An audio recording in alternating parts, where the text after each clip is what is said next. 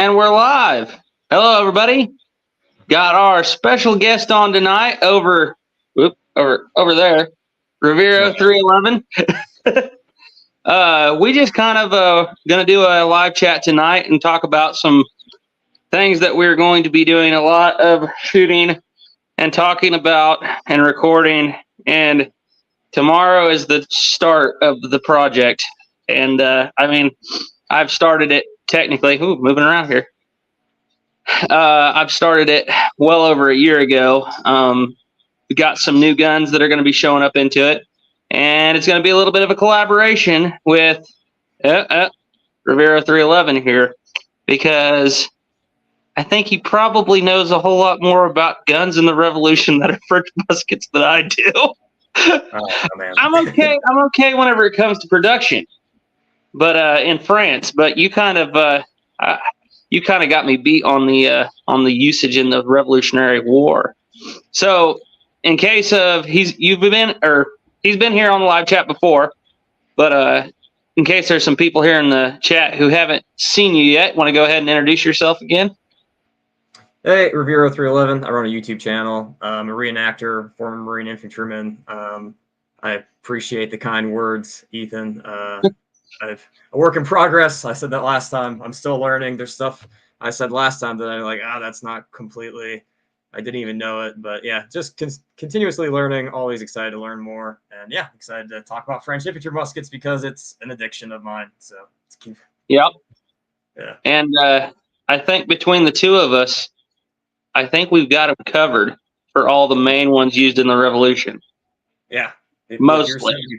With your 74 and my recent, man, this is so 73 I got yesterday, we have a representation combined of, is it 6 or 7? Have we decided how many models we're going to accept? Us, the YouTube gods, we are the ones that well, there's one that was used, but it wasn't used as much, that we don't have, the 54. Kind of wasn't used a whole lot though, so I'm not too worried about it. So, and then we have the one lock that's at Guilford Courthouse. We talked about the 1720, one 1728 lock.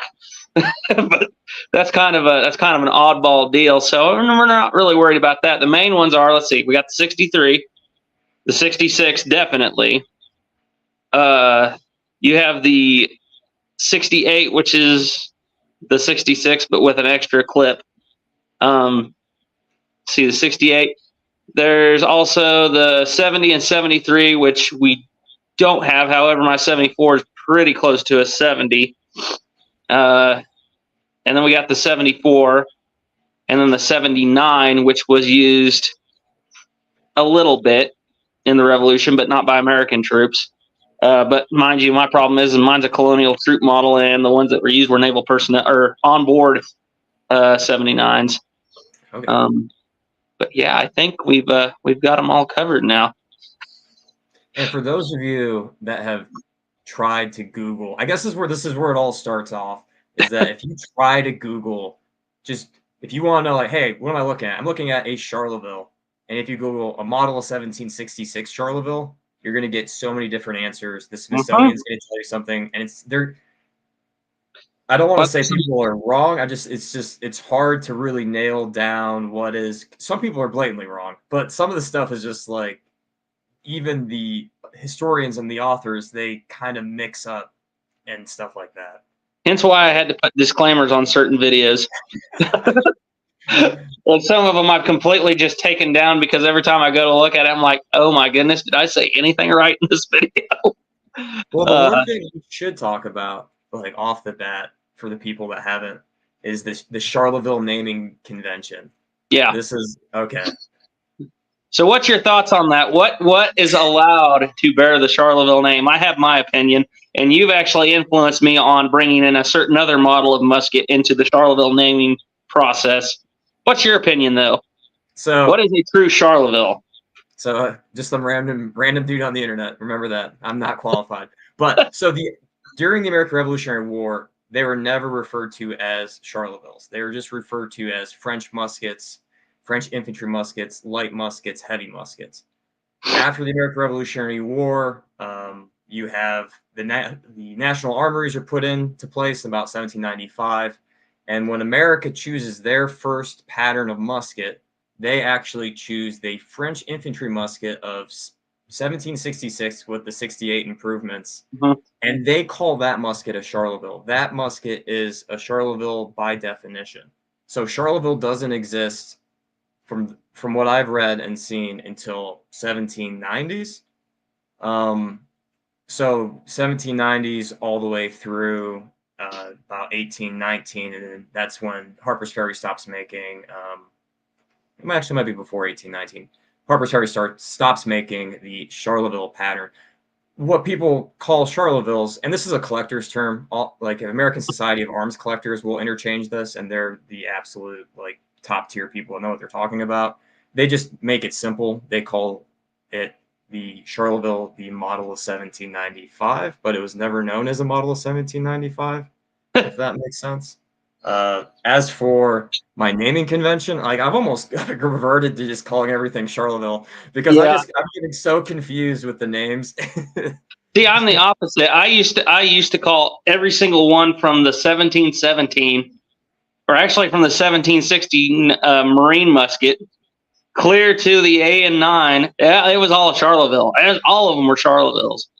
And now I'm the opposite. Now I don't call any of them a Charleville except for the Springfields that you're talking about. And I still refer to the 66 kind of as a Charleville because that's what Bianchi said. He was like, it has picked up the nickname of the Charleville. And he said, this is okay because he said it was actually developed at the Charleville Armory, unlike certain other muskets that would be developed at Saint Etienne or something like that. If Bianchi said it, it must be true. So yeah, Bianchi, he is the French musket prophet. Yeah, in Bianchi we trust. Okay, yeah, Bianchi we trust.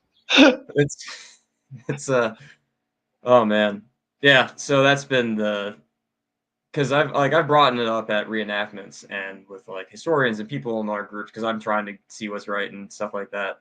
And so far, usually reenactors and historians will be really quick to like, well, actually, so far it's been able to hold up. So until somebody provides the information, then it'll just be interesting. But yeah, what we're calling Charlevilles is a French infantry musket or French musket. They also didn't call them brown besses, for the best of my knowledge. They just call them English muskets. But I'm not even. I can't. I can find. I know of one reference in the Napoleonic War, not the War of Independence, the Napoleonic War, of taking up the brown bess was a letter that one of the soldiers had written home. He said, "I've taken up the brown bess," or taken up taken up brown bess. It was like Chris the Redcoat had done a video on it a while ago. He's like, it's almost like referring to football as the gridiron.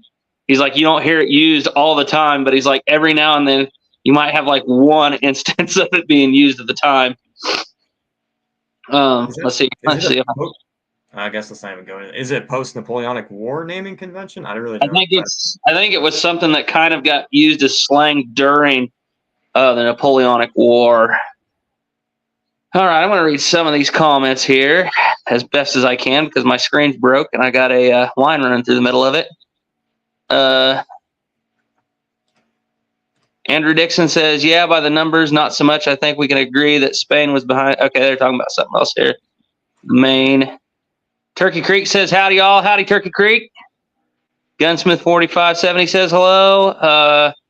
Gunsmith 4570 also says, sitting through a blackout, waiting on 11 bang bang thunderstorms. Gotta love them. Yeah, we've had a few of those ourselves. Terry Sotomayor, here we go. Hello, y'all. Let's see here. Yeah, if you guys have any questions, go ahead and spout them off. Jonathan Ferguson has a good video on the origin of the brown bess. Yes. Yeah. You guys got any questions, go ahead and put them out there, and I'll try to address them as best I can with my broken screen. But anyhow, what new acquisitions have you acquired, Rivero 311? I got this. If you don't mind saying.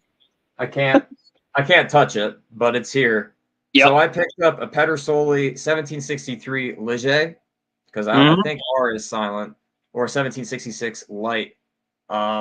I just got that. It's actually a kit. I got it for $1,400 off Dixie Gunworks. Long story short, I've been trying to buy this thing finished for the last 2 years, and I've never seen Dixie Gunworks, Midway USA.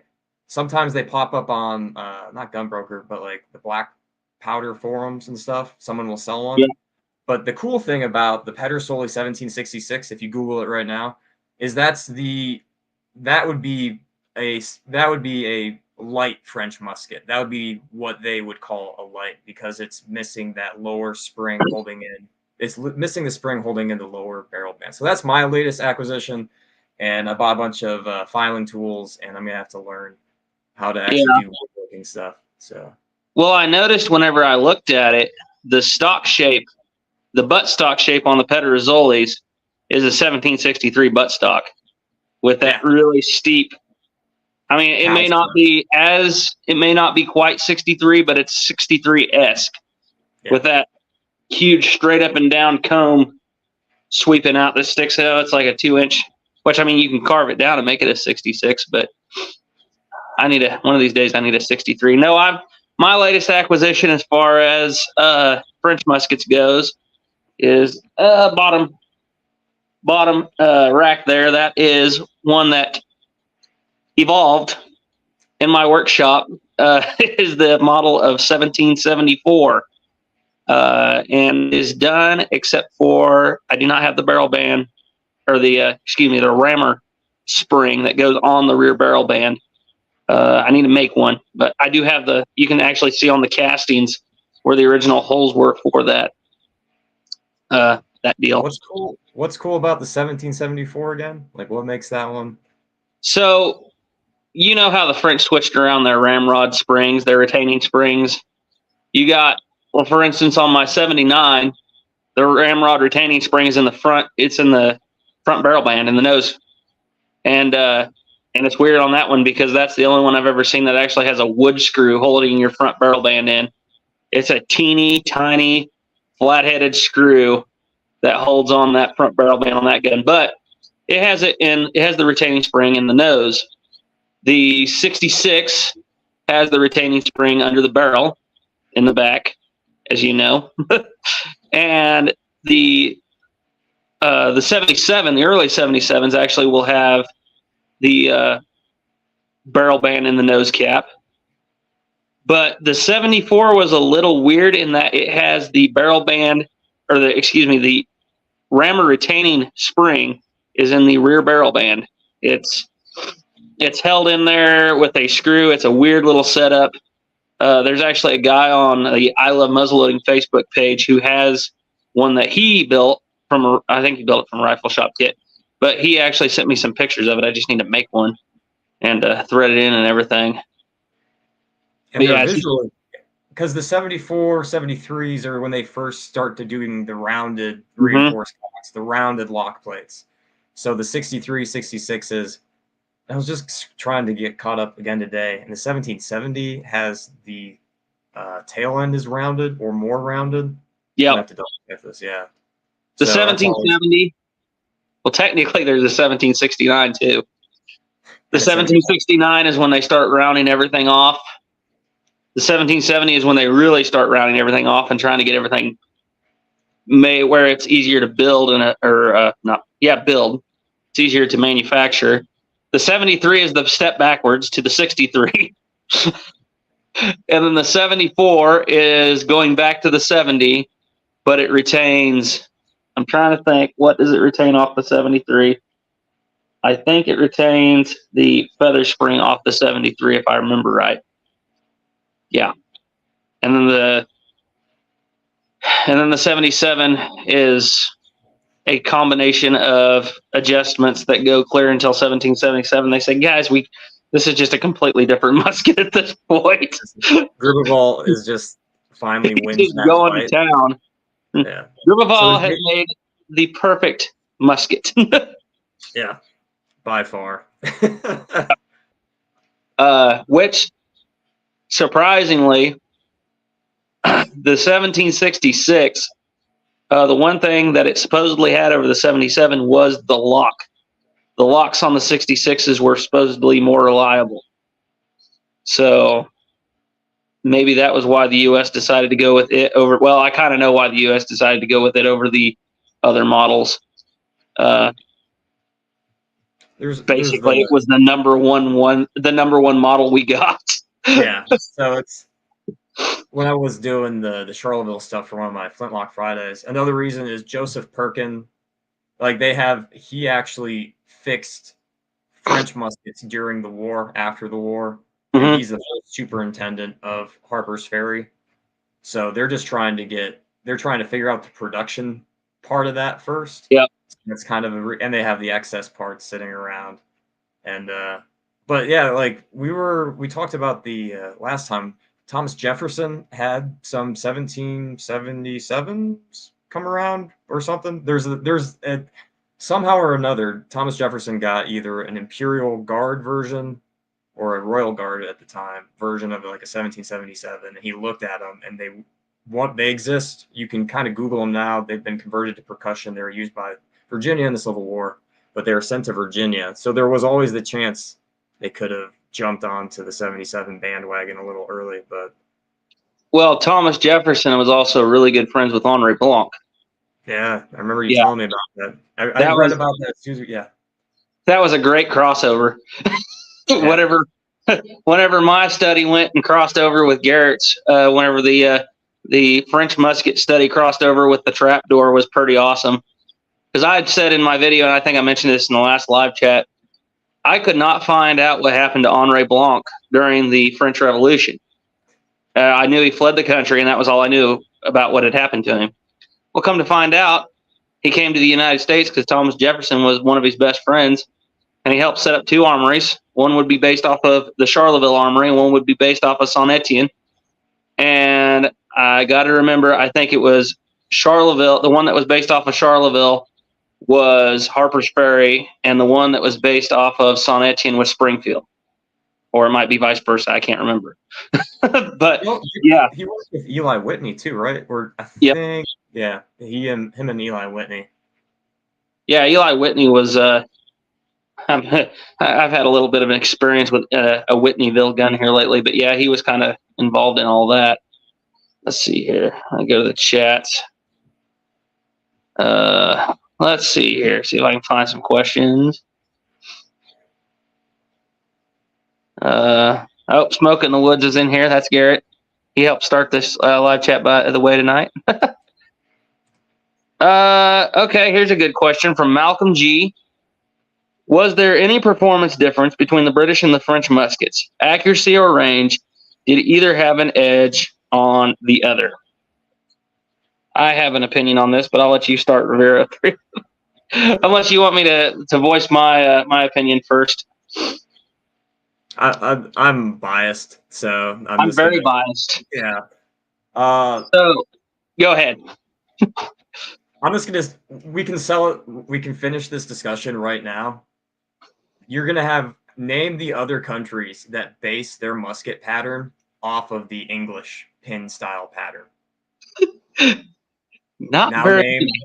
Yeah. So it's the UK. Matter of fact, the English are basing theirs off of the Dutch in the first place, so they're already plagiarizing the system. They're plagiarizing, and the Dutch change to. Yep. So the British, and I think the Germans have a pin stock system, larger caliber. Yeah. But the Swedes, the Russians, the Americans, the Belgians, the French, the Spanish, they all base it off of the French gun. And there's the main reasons I would argue is that having those barrel bands means the soldier in the field can actually take his gun apart. He can properly service his weapon. I think this is an argument that I have kind of putting together in my head. I think the reason that we see so many French muskets from the Revolutionary War era is because they were able to take that barrel off and properly clean it.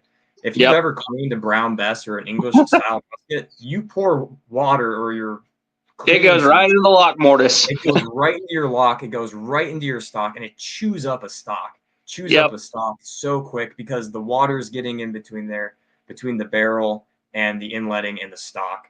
So that's not good. And then the French have a smaller caliber. It's a tighter diameter, I've heard argued. So I don't really have firsthand experience on this, and it kind of goes back and forth. The French seem to like it.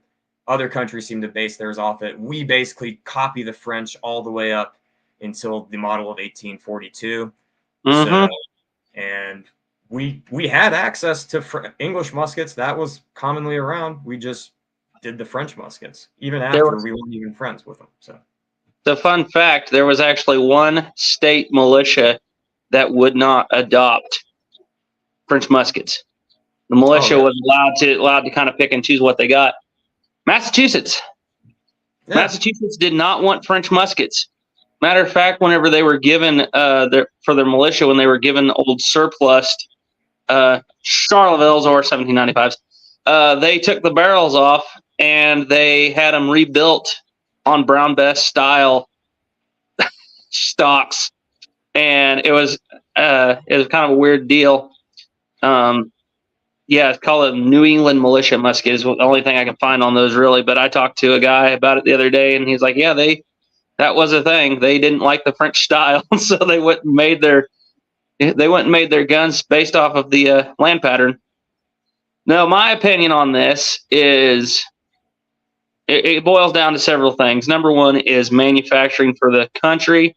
I know this is a little different from an edge, as in soldiers in particular having an edge one way or the other.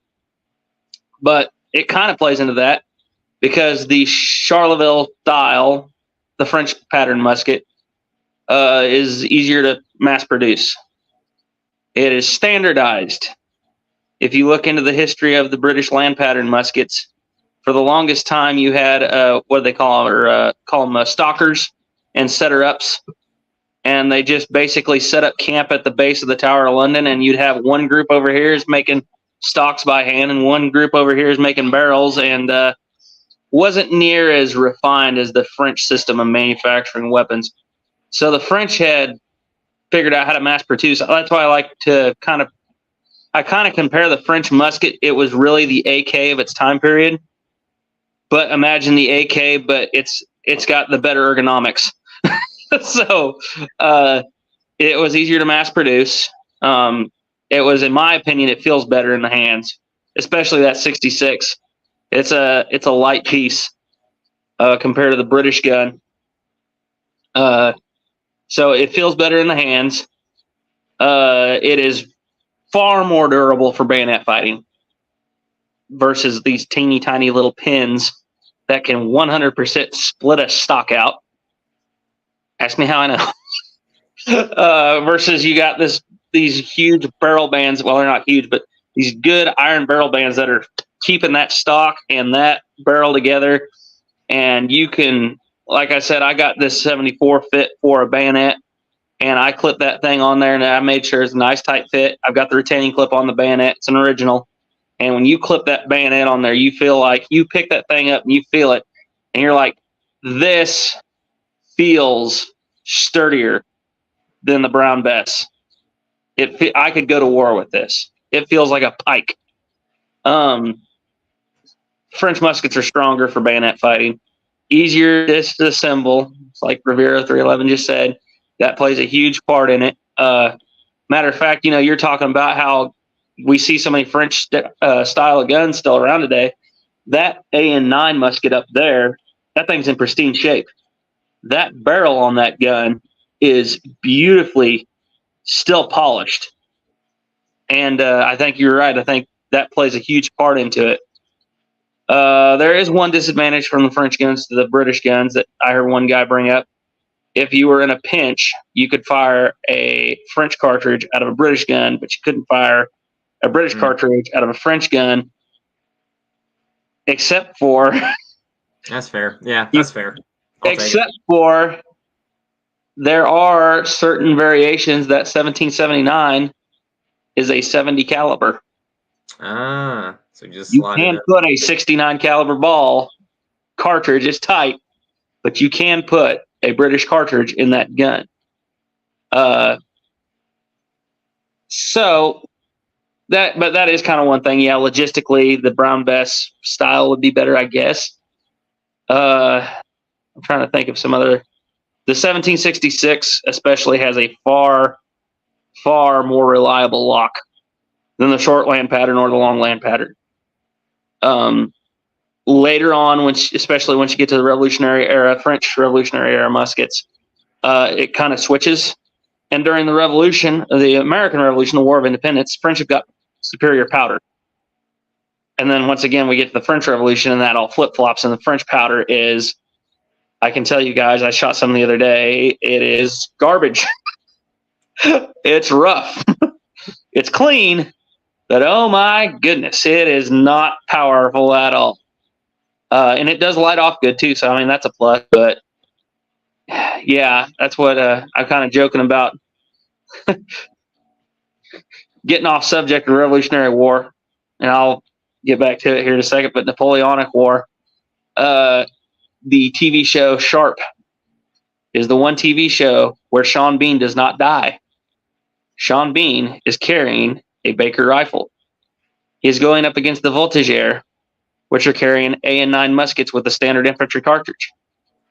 I understand why Sean Bean survived in that show, because there is no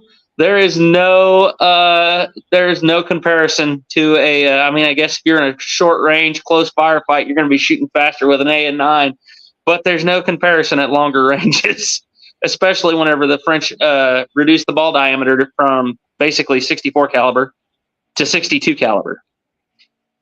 So, yeah. But anyhow, yeah, I think the French gun in the hands of the average soldier, he's got an advantage over disassembling and cleaning the weapon. The 66, he's got an advantage in weight. He's got an advantage in strength and durability. Yeah, the French musket does give, for the average soldier, you're going to have an advantage. Is it game-changing, war-changing? Not really. But I can tell you this, I would 100% be rather carrying a French gun than a British gun. Let's see here. Got anything else to add to that? No, I mean, it's just yeah, because we're both infantry dudes. So, like, just having the ability to clean your weapon properly is just the game. That's the most important thing, because that's what's going to keep you going, right? Like, you can imagine 6 months, a year on campaign with an English musket, and you have to go find the battalion armorer or whatever. Yeah. Like, what if, we all, like, it's not, I'm sure it wasn't any easier back in the day. So, no, just having that ability to keep the gun clean, serviceable, I think that's good stuff. It's like talking about weight. I've been a squad designated marksman, a machine gunner, and a javelin gunner. And I can tell you this, the M14 EBR that I had is kind of like that Brown Bess. Oh, it's fun to shoot. It's not fun to carry. And it's really not fun to clean. Don't get me started on the javelin. Not that you're going to be cleaning your javelin, but good grief, that thing is a chunk. Let's see here. Let's see if we can find any more questions here.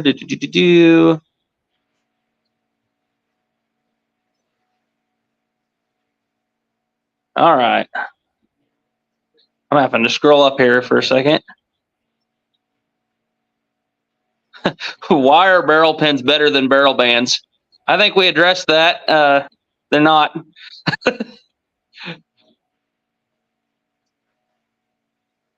Okay, Jeffrey Davis says, flints are super expensive and break often. Have you considered making your own? Yes, I've done it quite a bit. Takes a little practice, but it works pretty good. You ever try making your own flints? I have not. But if you make it out to Revolutionary War, French and Indian War events, even if you're just there, you can go and buy a bunch from a sutler, which is like the little shops they set up for the weekend. That's where we buy our flints. I have probably 100 flints that I just buy every time I go in there. And they sell the big flint rocks too. So if you want to actually get the cores. Yeah. So I get my cores. We live, as most of you know, down on the Kansas-Oklahoma border. And our rock selection is pretty poor. We've got some limestone and we've got some sandstone, but mainly it is igneous rock, or it is gypsum. Gypsum is like the number one thing we got down here. Most of your drywall actually comes from right south of the river down here. They got like 3 gypsum mines out there. And none of that works very good in the flintlock. So I have to go clear up to Fort Riley. Whenever I go up there for drill or AT or something, I'll go out in the field and I'll find me a big old piece of that chert. I'll put that in my rucksack and carry it home with me. And I've been laughed at a time or two by a few guys for putting rocks in my rucksack. I'm like, was it not hard enough for you? I'm like, yeah, it'll be all right. I heard this. All right. Smokeless powder is a fad. I didn't make that up. Somebody else did. Black powder will reign supreme. It will come back. Yes, black powder is the way. General Lee says start an Indian musket defarbing service. I thought about that, but the amount of time that I put into things, and I get very detail oriented, I don't think I could ever make it pay for itself. Not only that, it'd be my luck that something would go wrong, and yeah, I kind of don't want to mess with that. I thought about it, but I stay away from it.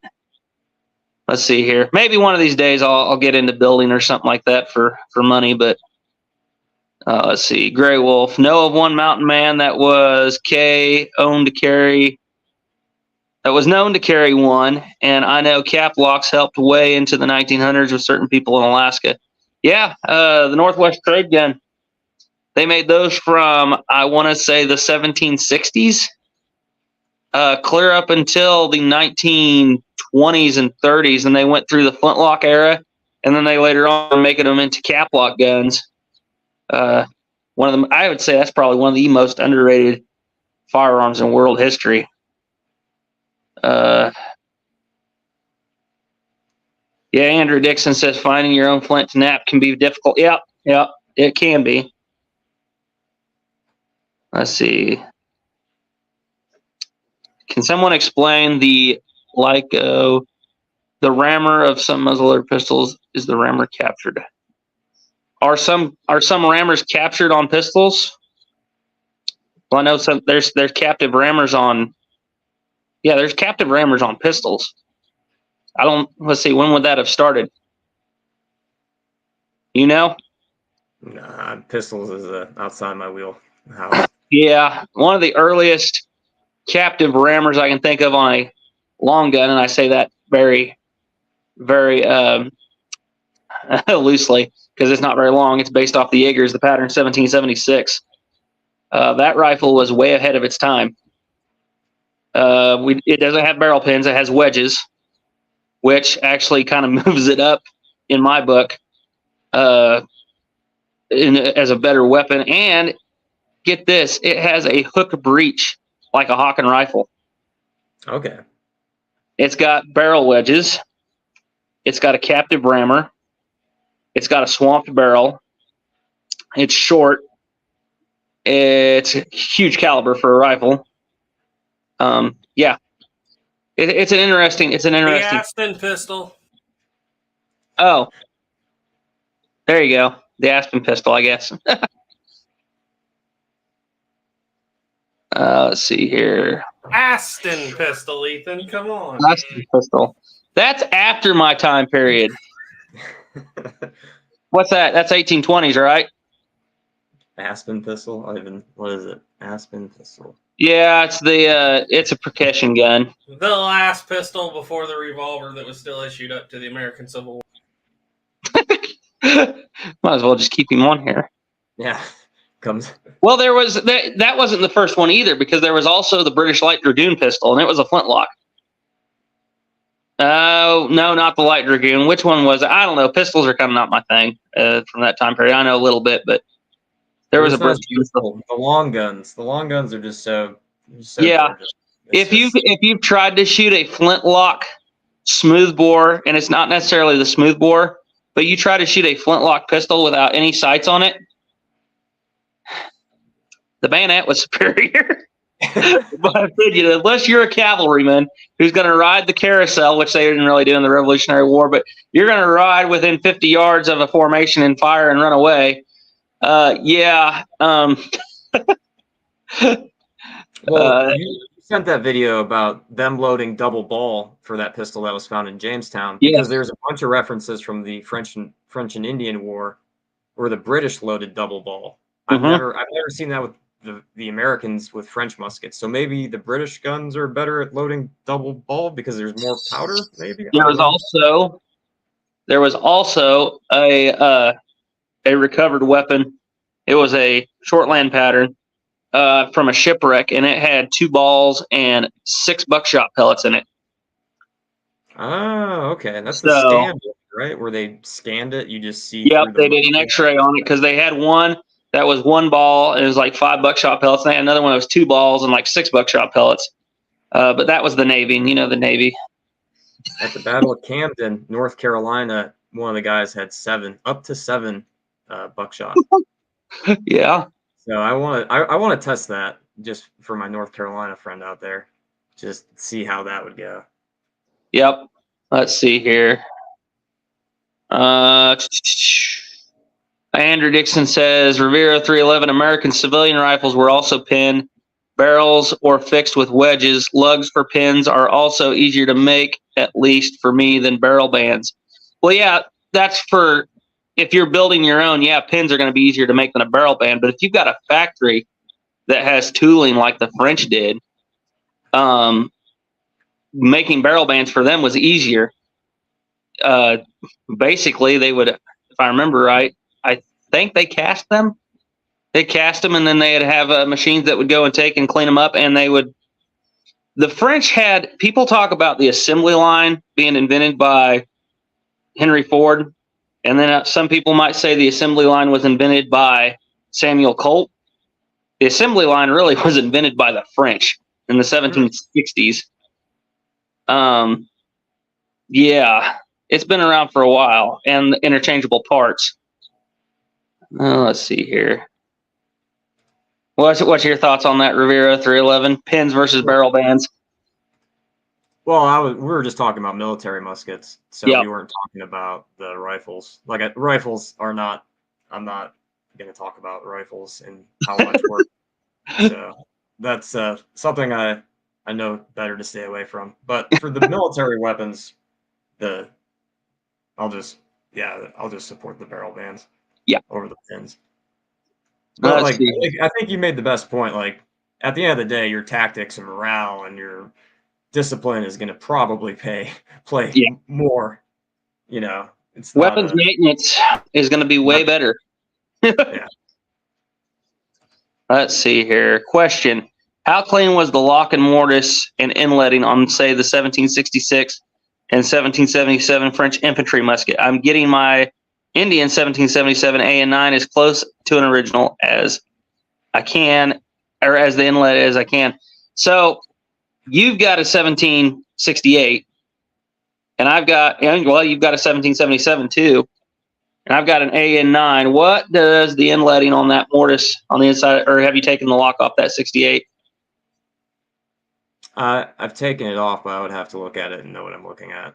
So okay, well, I can send you pictures and you can tell me. Yeah, that A and 9, that inletting is just beautiful. It is just perfectly crisp. You can still see. Initials?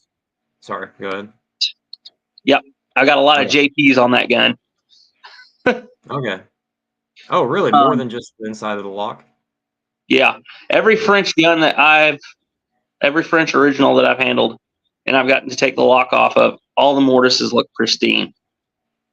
That 1779, it's the same way, which we kind of talked about that a little bit, and you had pulled up some information that I didn't even have on some of the initials and stuff on that gun.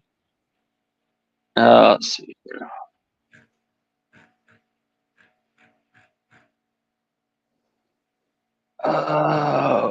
Moving on.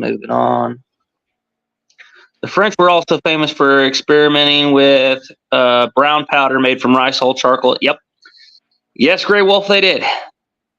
They experimented with it right before their last invasion of Great Britain, and it didn't work out very well. They also experimented with, they changed out their powder from dogwood charcoal to lime and poplar. later on, and that's what I'm using, that limewood charcoal and that French powder.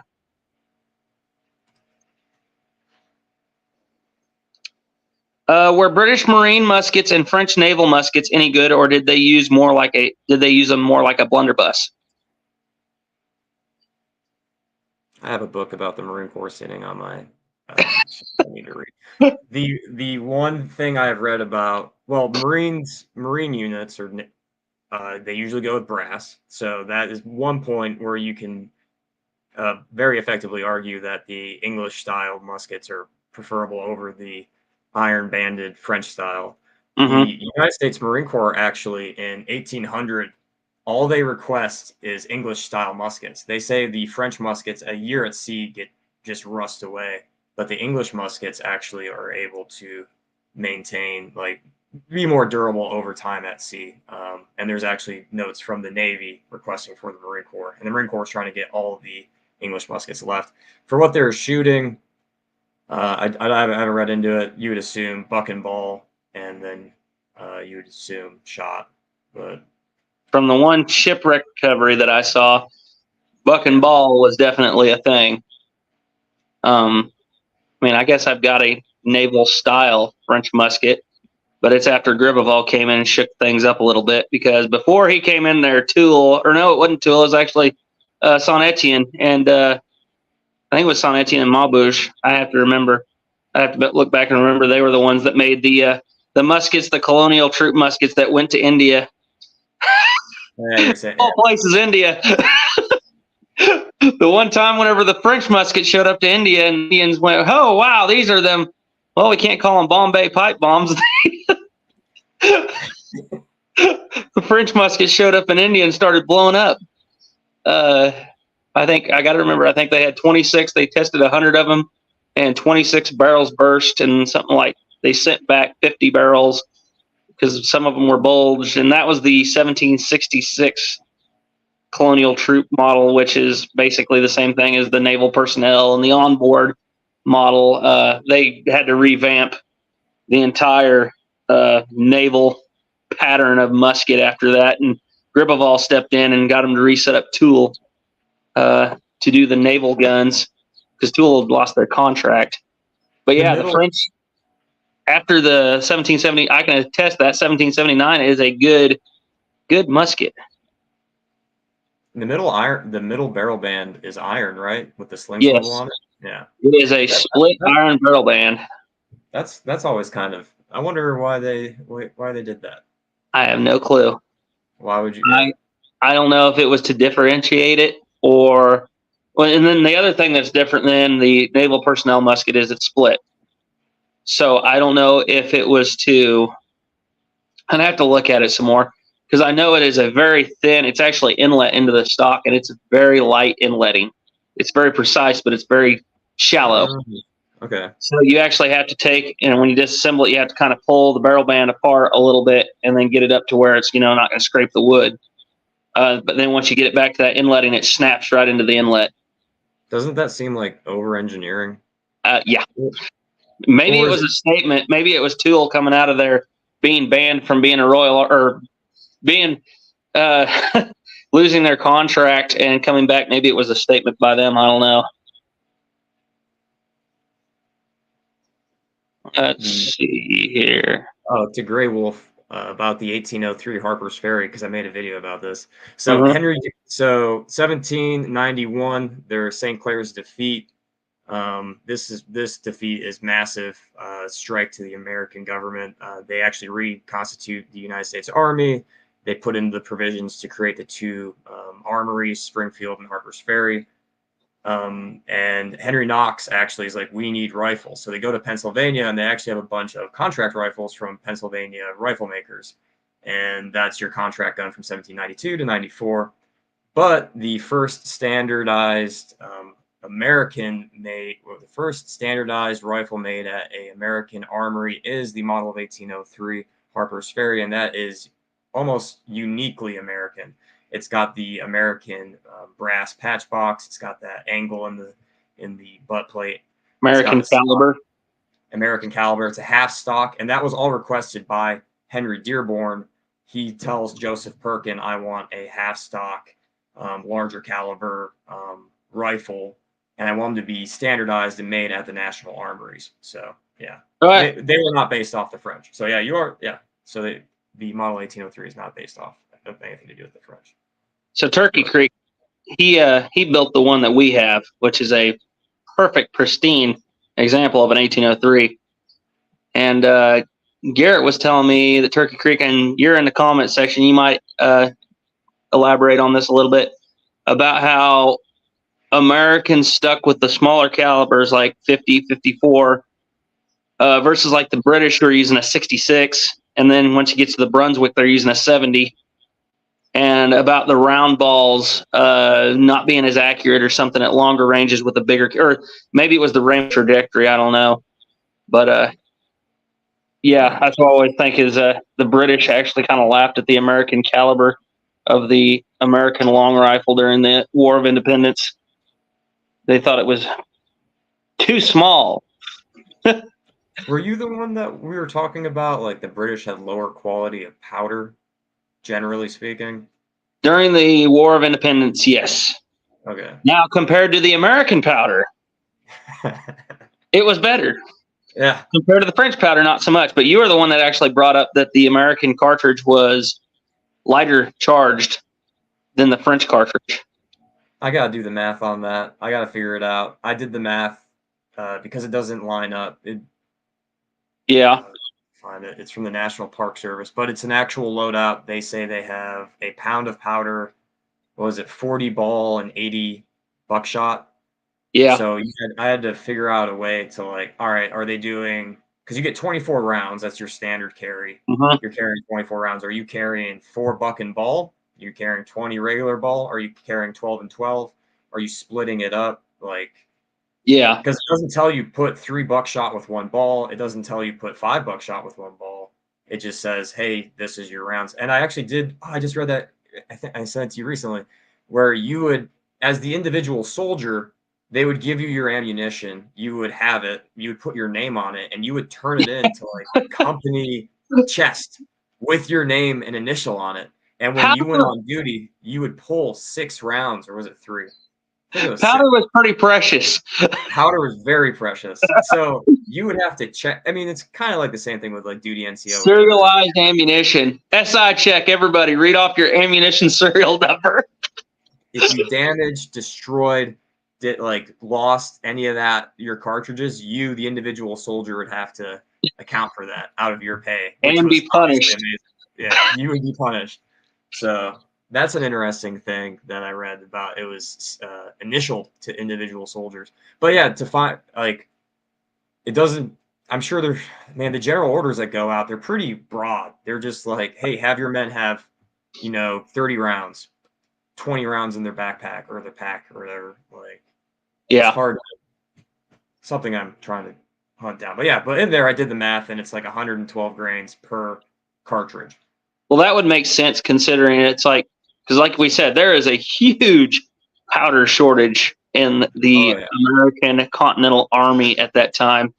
And I mean, that would make sense. The Confederates did the exact same thing in the Civil War. Matter of fact, we got that Merrill carbine, which was a Union carbine until Thomas Jackson raided the B&O Railroad, and they ended up with a bunch of them. And it was funny because they had to reverse engineer the ammunition for that gun, and they bumped it down from a 40 grain charge to a 30 grain charge to save on powder. Ah. Does it impact it that much? I didn't notice really. I mean, it's a little lighter recoiling. And let's see here. And a lot of the Confederate soldiers wouldn't even use cartridges. They just put the ball in and then, use your little revolver flask and pour 30 grains in there. Let's see here.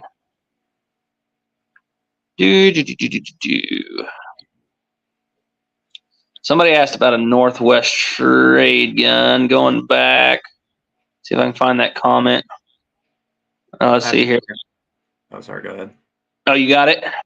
Oh, no, I was going to correct the North Carolina, Andrew Dixon said Camden is in South Carolina.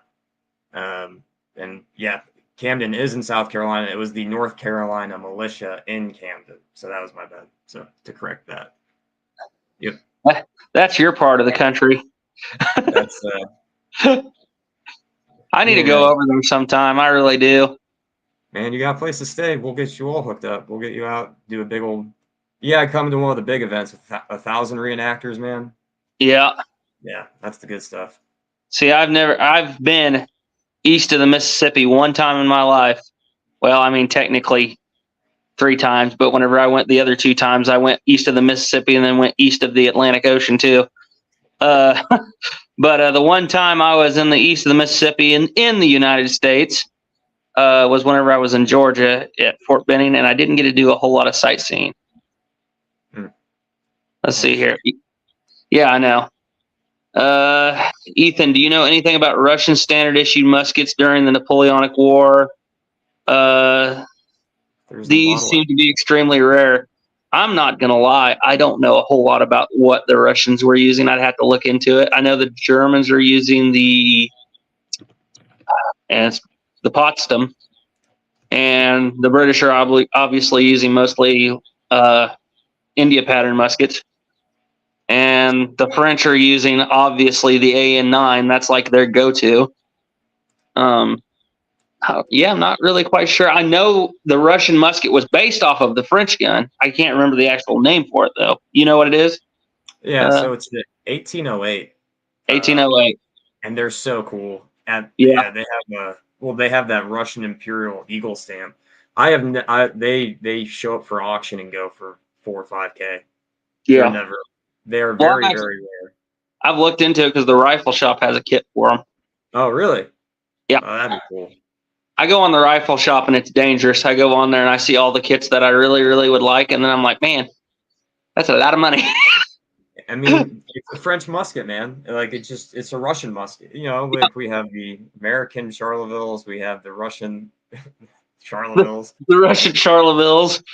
Yeah, but what I really want is I want a Spanish model 1757. Because that is basically a Charleville, but with a Michelet style grooved pan. Or not pan, hammer, excuse me. And the huge Michelet style jaw screw. Let's see here. And those were used in the Revolutionary War too. So I may need that for Guns of the Revolution some other time. It's probably one of the most underrated guns of the Revolution.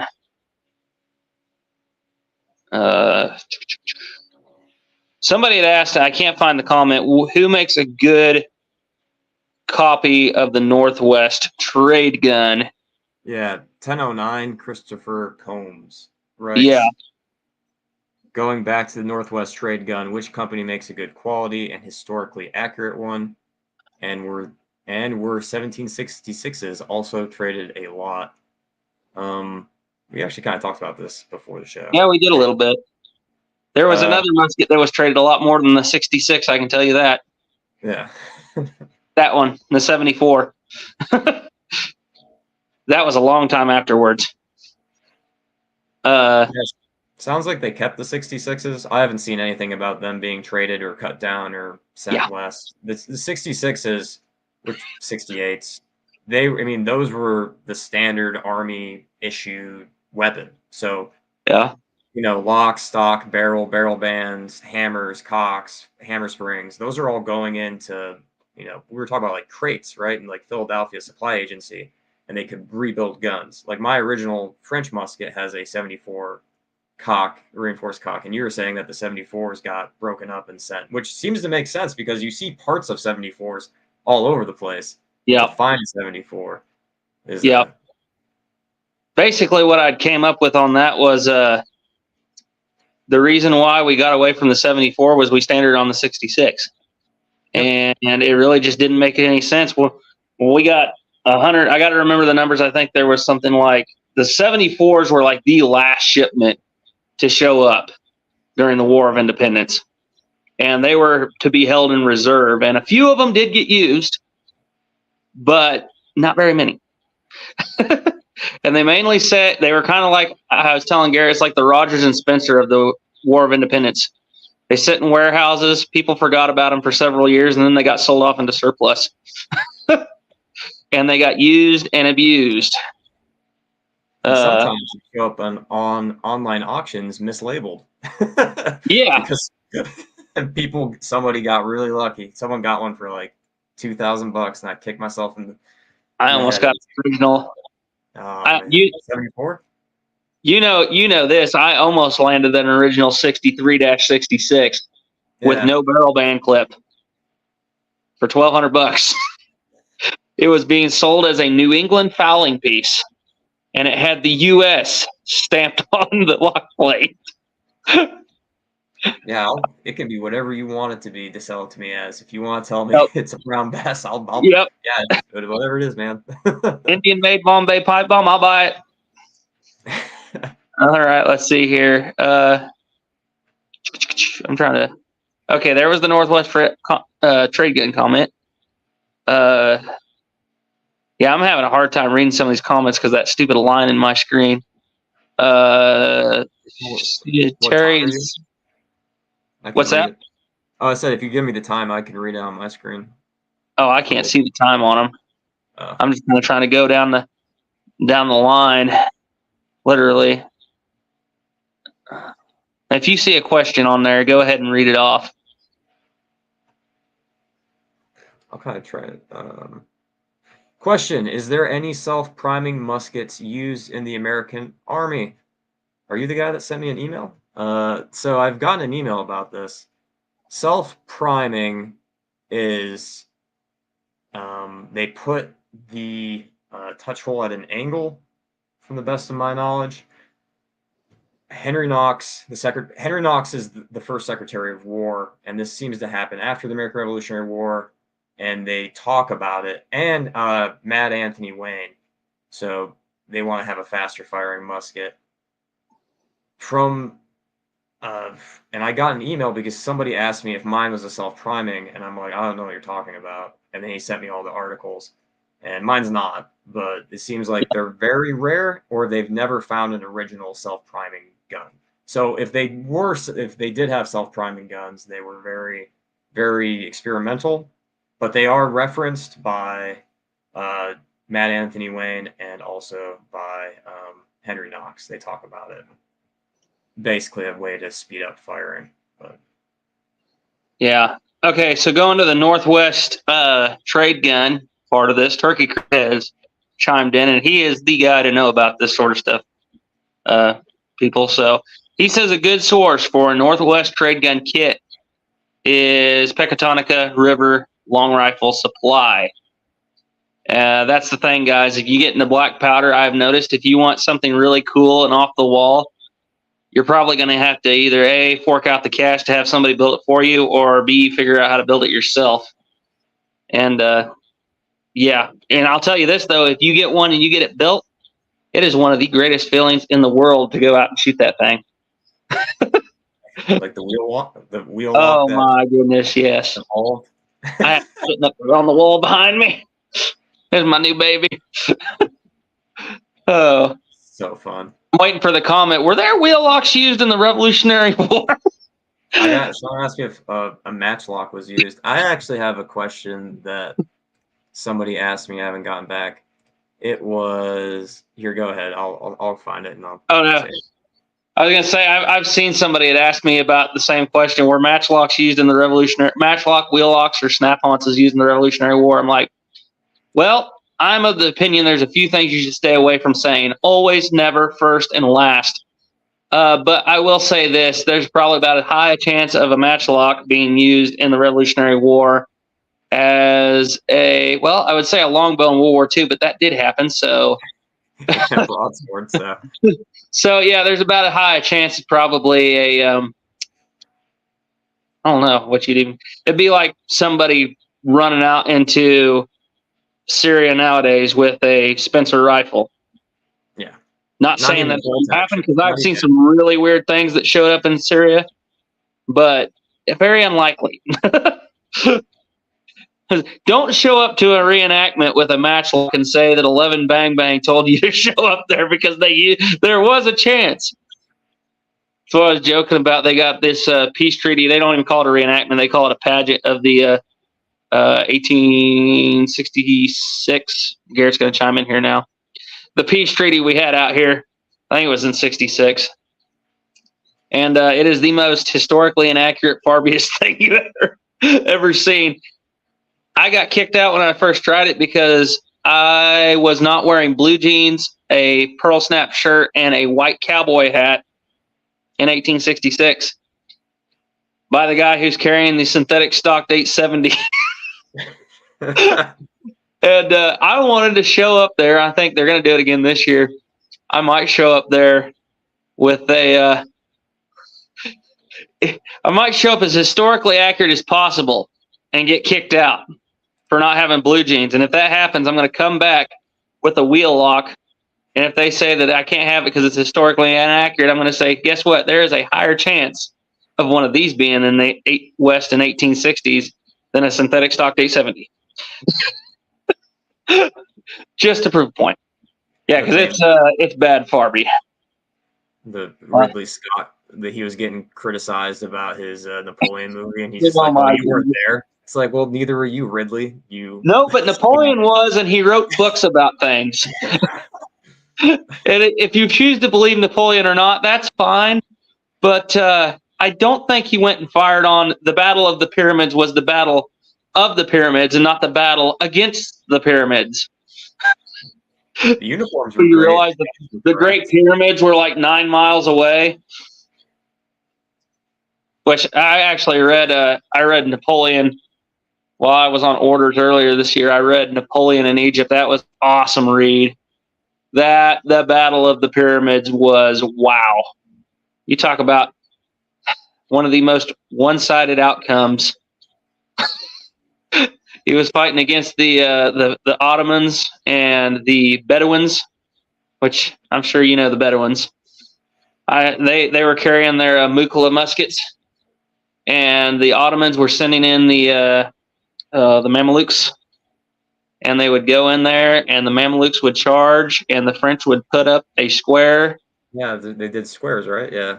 And they would put up a square, and they would get slaughtered, and then they move on and move on. They got clear to the pyramids, and Napoleon gives his speech about 40 centuries of history are looking down upon us, and did not shoot the pyramids. And he basically just gets these guys online, and I got to remember how this worked. He gets his men online, and they start marching with the Nile on their left flank and the cavalry on their right, and they just march to the Bedouins. And they send in their Mamelukes just like they always do, and they charge, and immediately infantry squares, and the Mamelukes just they're getting scattered everywhere, and they push the Mamelukes back. They get online, and they start pushing down the Nile again. The Bedouins are starting to break up while the cavalry come around from the other side, surround them, and push them into the Nile River, and crocodiles end up getting them. And it was, I think, somewhere of like, the numbers are different, but I think it was like 10,000 casualties, like 226. Jeez. I was like, wow. We could have had that, but we didn't. We got cannons shooting the pyramids. So yeah, it could have been a great epic battle, but we got cannons shooting the pyramids for something. Oh, and do not forget the Baker rifle with the telescope tied onto the top of it. He said, "Don't take the shot, then take the shot." That seems to be. I have not watched the movie yet, but I saw that screenshot and I was like, surely this is like some sort of AI. It wasn't. Man, I don't even know if I would. I watch it, but I don't think it's can't bring myself to watch it. It's just awful. I cannot bring myself to watch it after that. For those that don't know, Ethan and I are the biggest defenders of the Patriot that you're going to find around here. Yeah. So it's just not a good movie. Napoleon. Yeah. I can overlook things. Yeah. But tying a telescope to the top of a Baker is where I draw the line. Yeah. And also shooting the pyramids.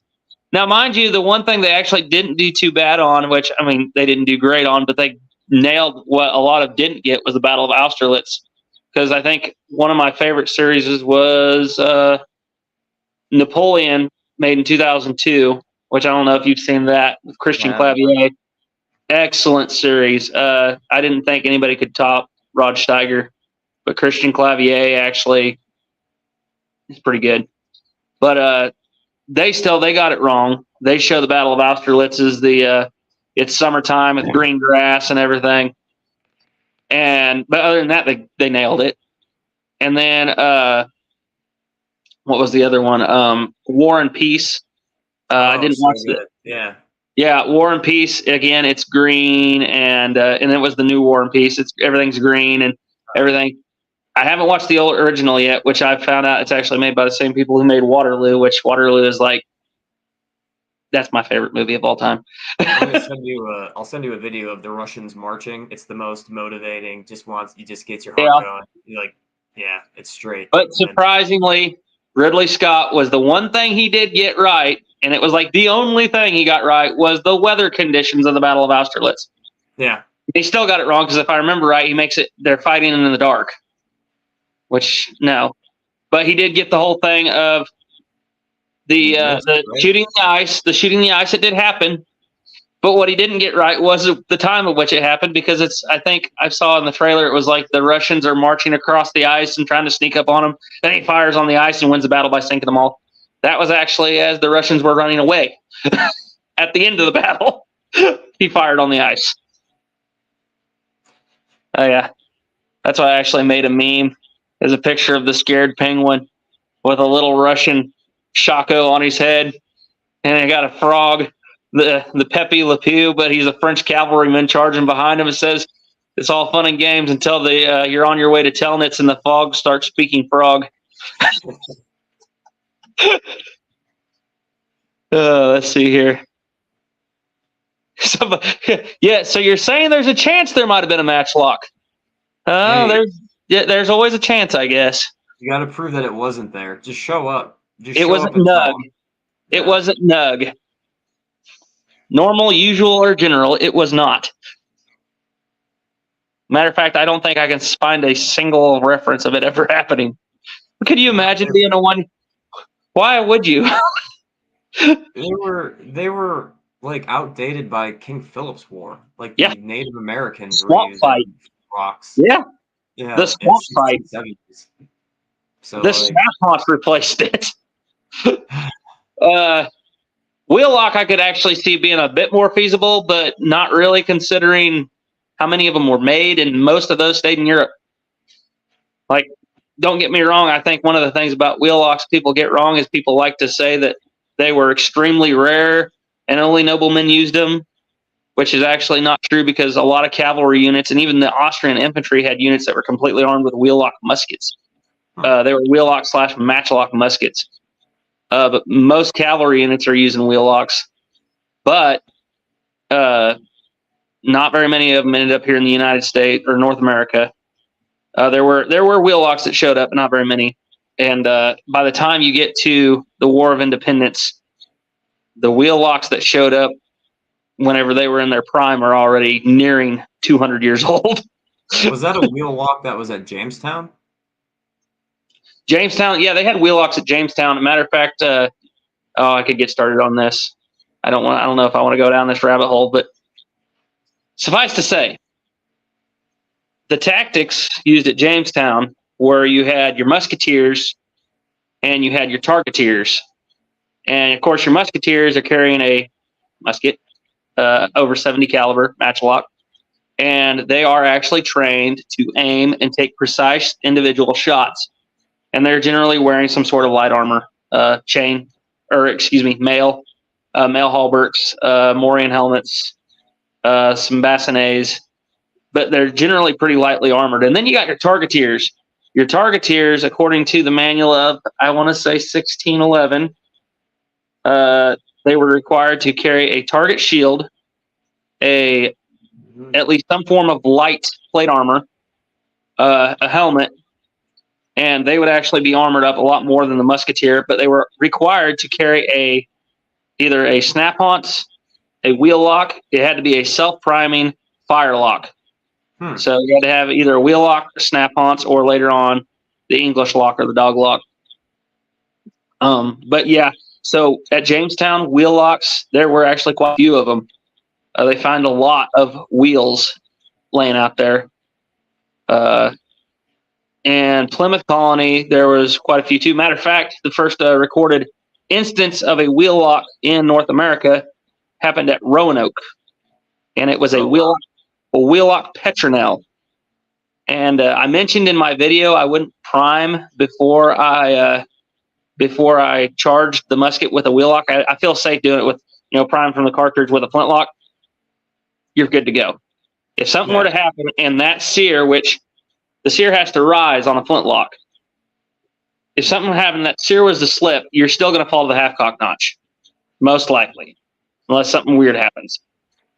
With a wheel lock, there is no half-cock notch, and you are sitting on that much metal on that short sear, and it's straight down. So I've tested mine, and I've taken it, and I've hit that stock on the ground to see if I could get it to go off, but I can't.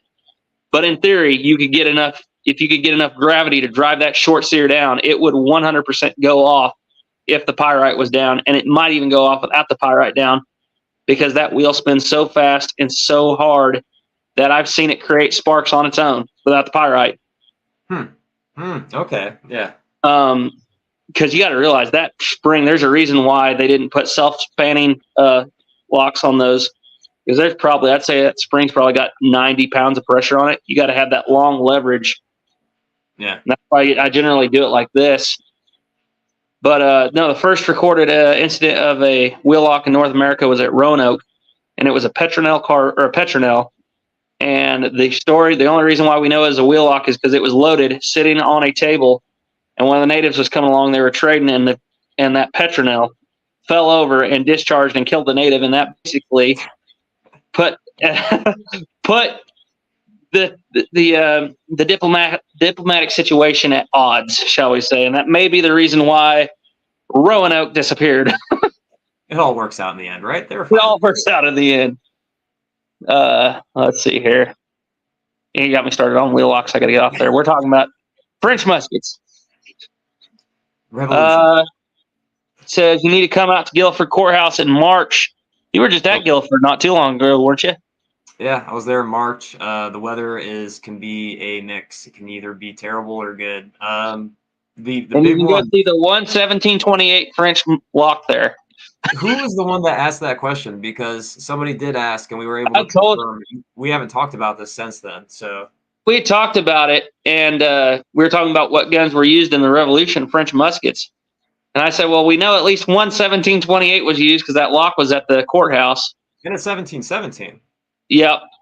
Was it? Yeah, no, it was the 1717. My bad, not the 1728. 1717. I think there's both. I'll have to find that picture. And you're like, well, let me go look at my pictures, and sure enough, there was two locks there. Yeah, and I was under the impression that they were very rare, but theirs, it seems like, they're there. They're if you're at the Guilford Courthouse Museum, which is awesome. You should go there. Yeah. Go to the battlefield. Yeah. So yeah, they exist. Yep. My guess is though they weren't very nug. Let's see here. Turkey Creek says he missed the question about the 1803. Caliber differences. The smaller calibers being better for longer ranges than the heavier calibers, like, for instance, the British 66 or 70 caliber rifles, like the Brunswick, the Pattern 1776, and the Baker versus like the 1803 Harper's Ferry, with the lighter calibers being better extended distances. Let's see here. Let's see. He says, I think that's Haywood. Guns is another source for trade gun kits. I can't see the first letter because of that line. Wall guns in the War of Independence. I thought I had read that the U.S. had a few. Yep. They do. We were just talking about that not too long ago too. There is a wall gun that shoots. Is it 1,000 meters or is it 1,600? Martin, what's his name? Joseph Plum Martin. Yeah. He's the private from Connecticut, writes his memoirs about the war. He actually references during the Battle of Brooklyn or Long Island, I think it's Brooklyn, one of the Americans actually shoots across the Hudson River. I don't know my geography in New York City. He shoots across the river to Brooklyn from Manhattan. And I've talked to one of our historians that works at the American Revolutionary War Museum. He's like, yeah, that was a wall gun. If you're ever near Rock Island Arsenal, you can go to the museum there. They have a Rappahannock Forge wall gun in their museum that was made in 1777 or 79. Those things are beasts.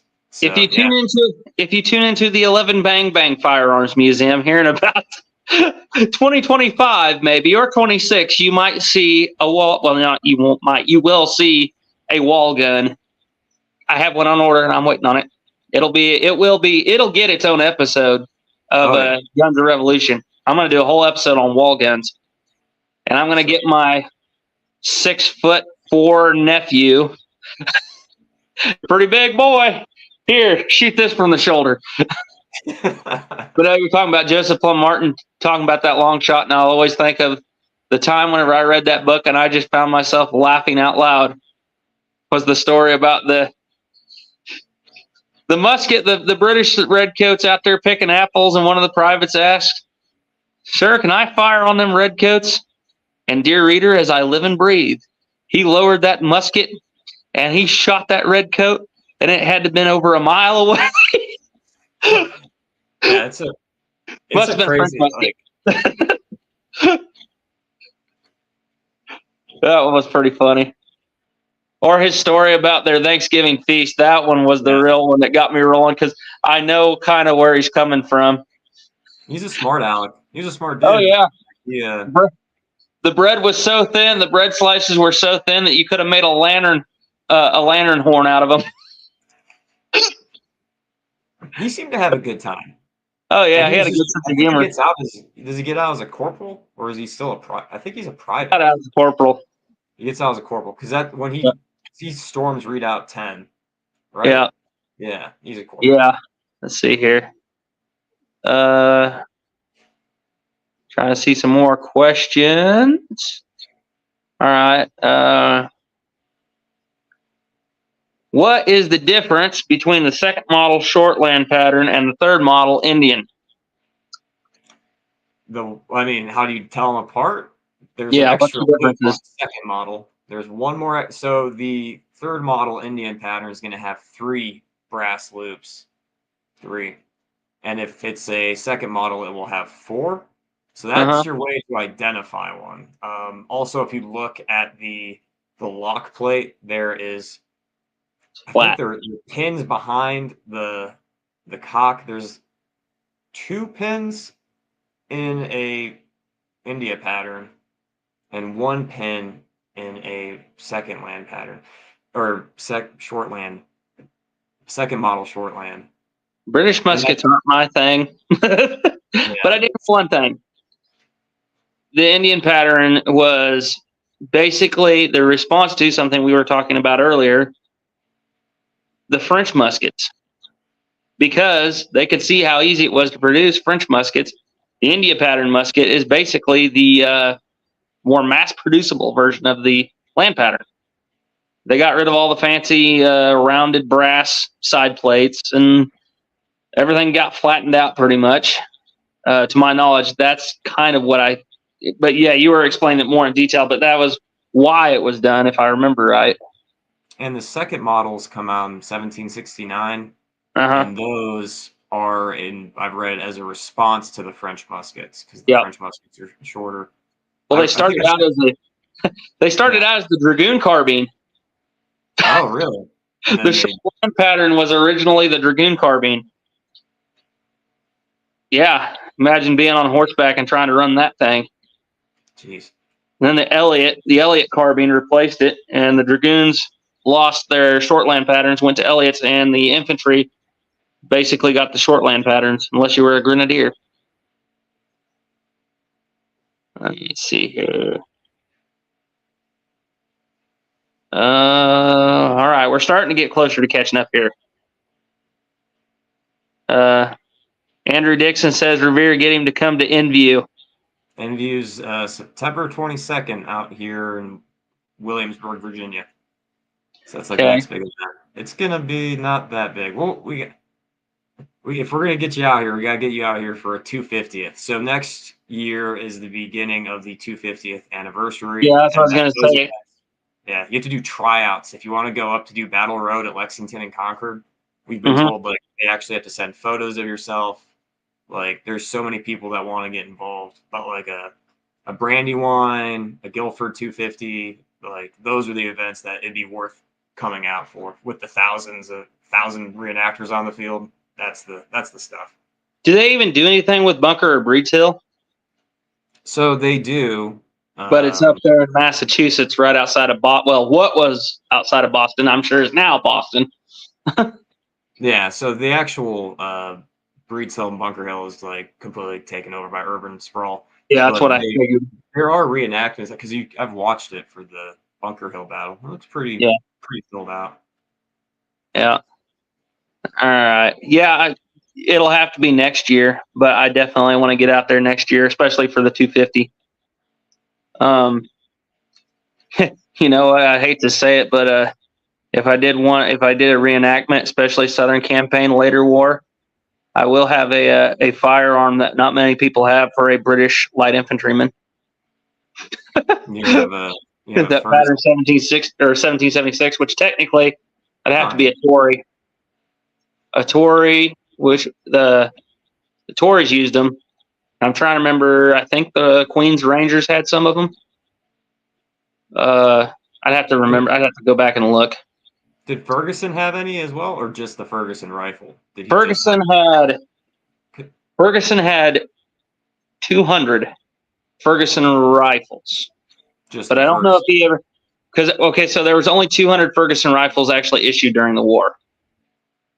And I don't know if they were all issued at one time. I can't remember.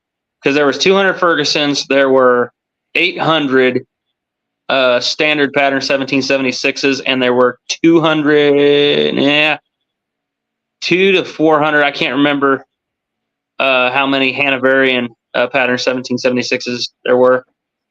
But yeah, there was only like 200 Fergusons, and I do know that at the Battle of Kings Mountain, I don't know for sure. I don't think they actually even had any there for that particular battle. Brandywine, they have them. Yeah. That's the one we know. And you might, I don't know if they were at Germantown. Pattern 1776s will show up at Charleston. Oh, okay. And they're going to show up at, not Kings Mountain, they're going to show up at Cowpens, a few. I'm trying to think of where else.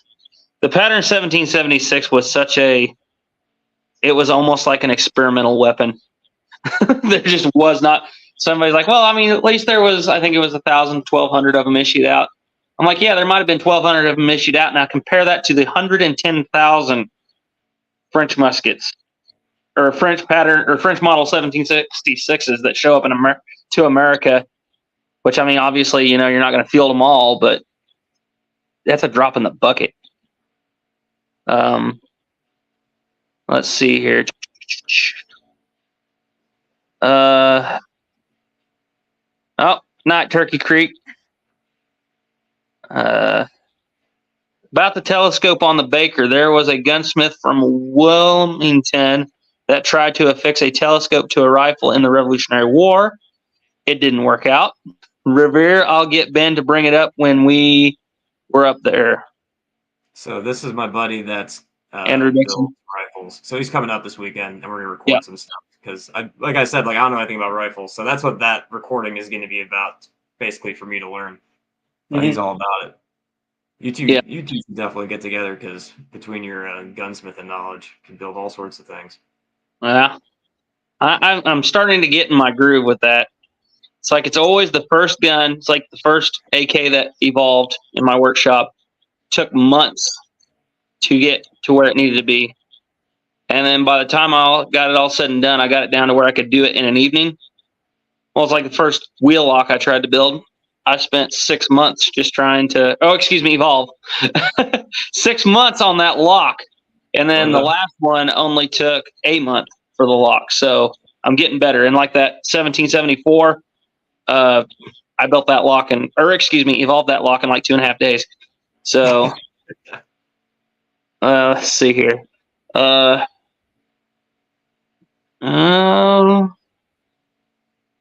Christopher Combs says, is the term canoe gun a modern day term or is it historically accurate? I don't know.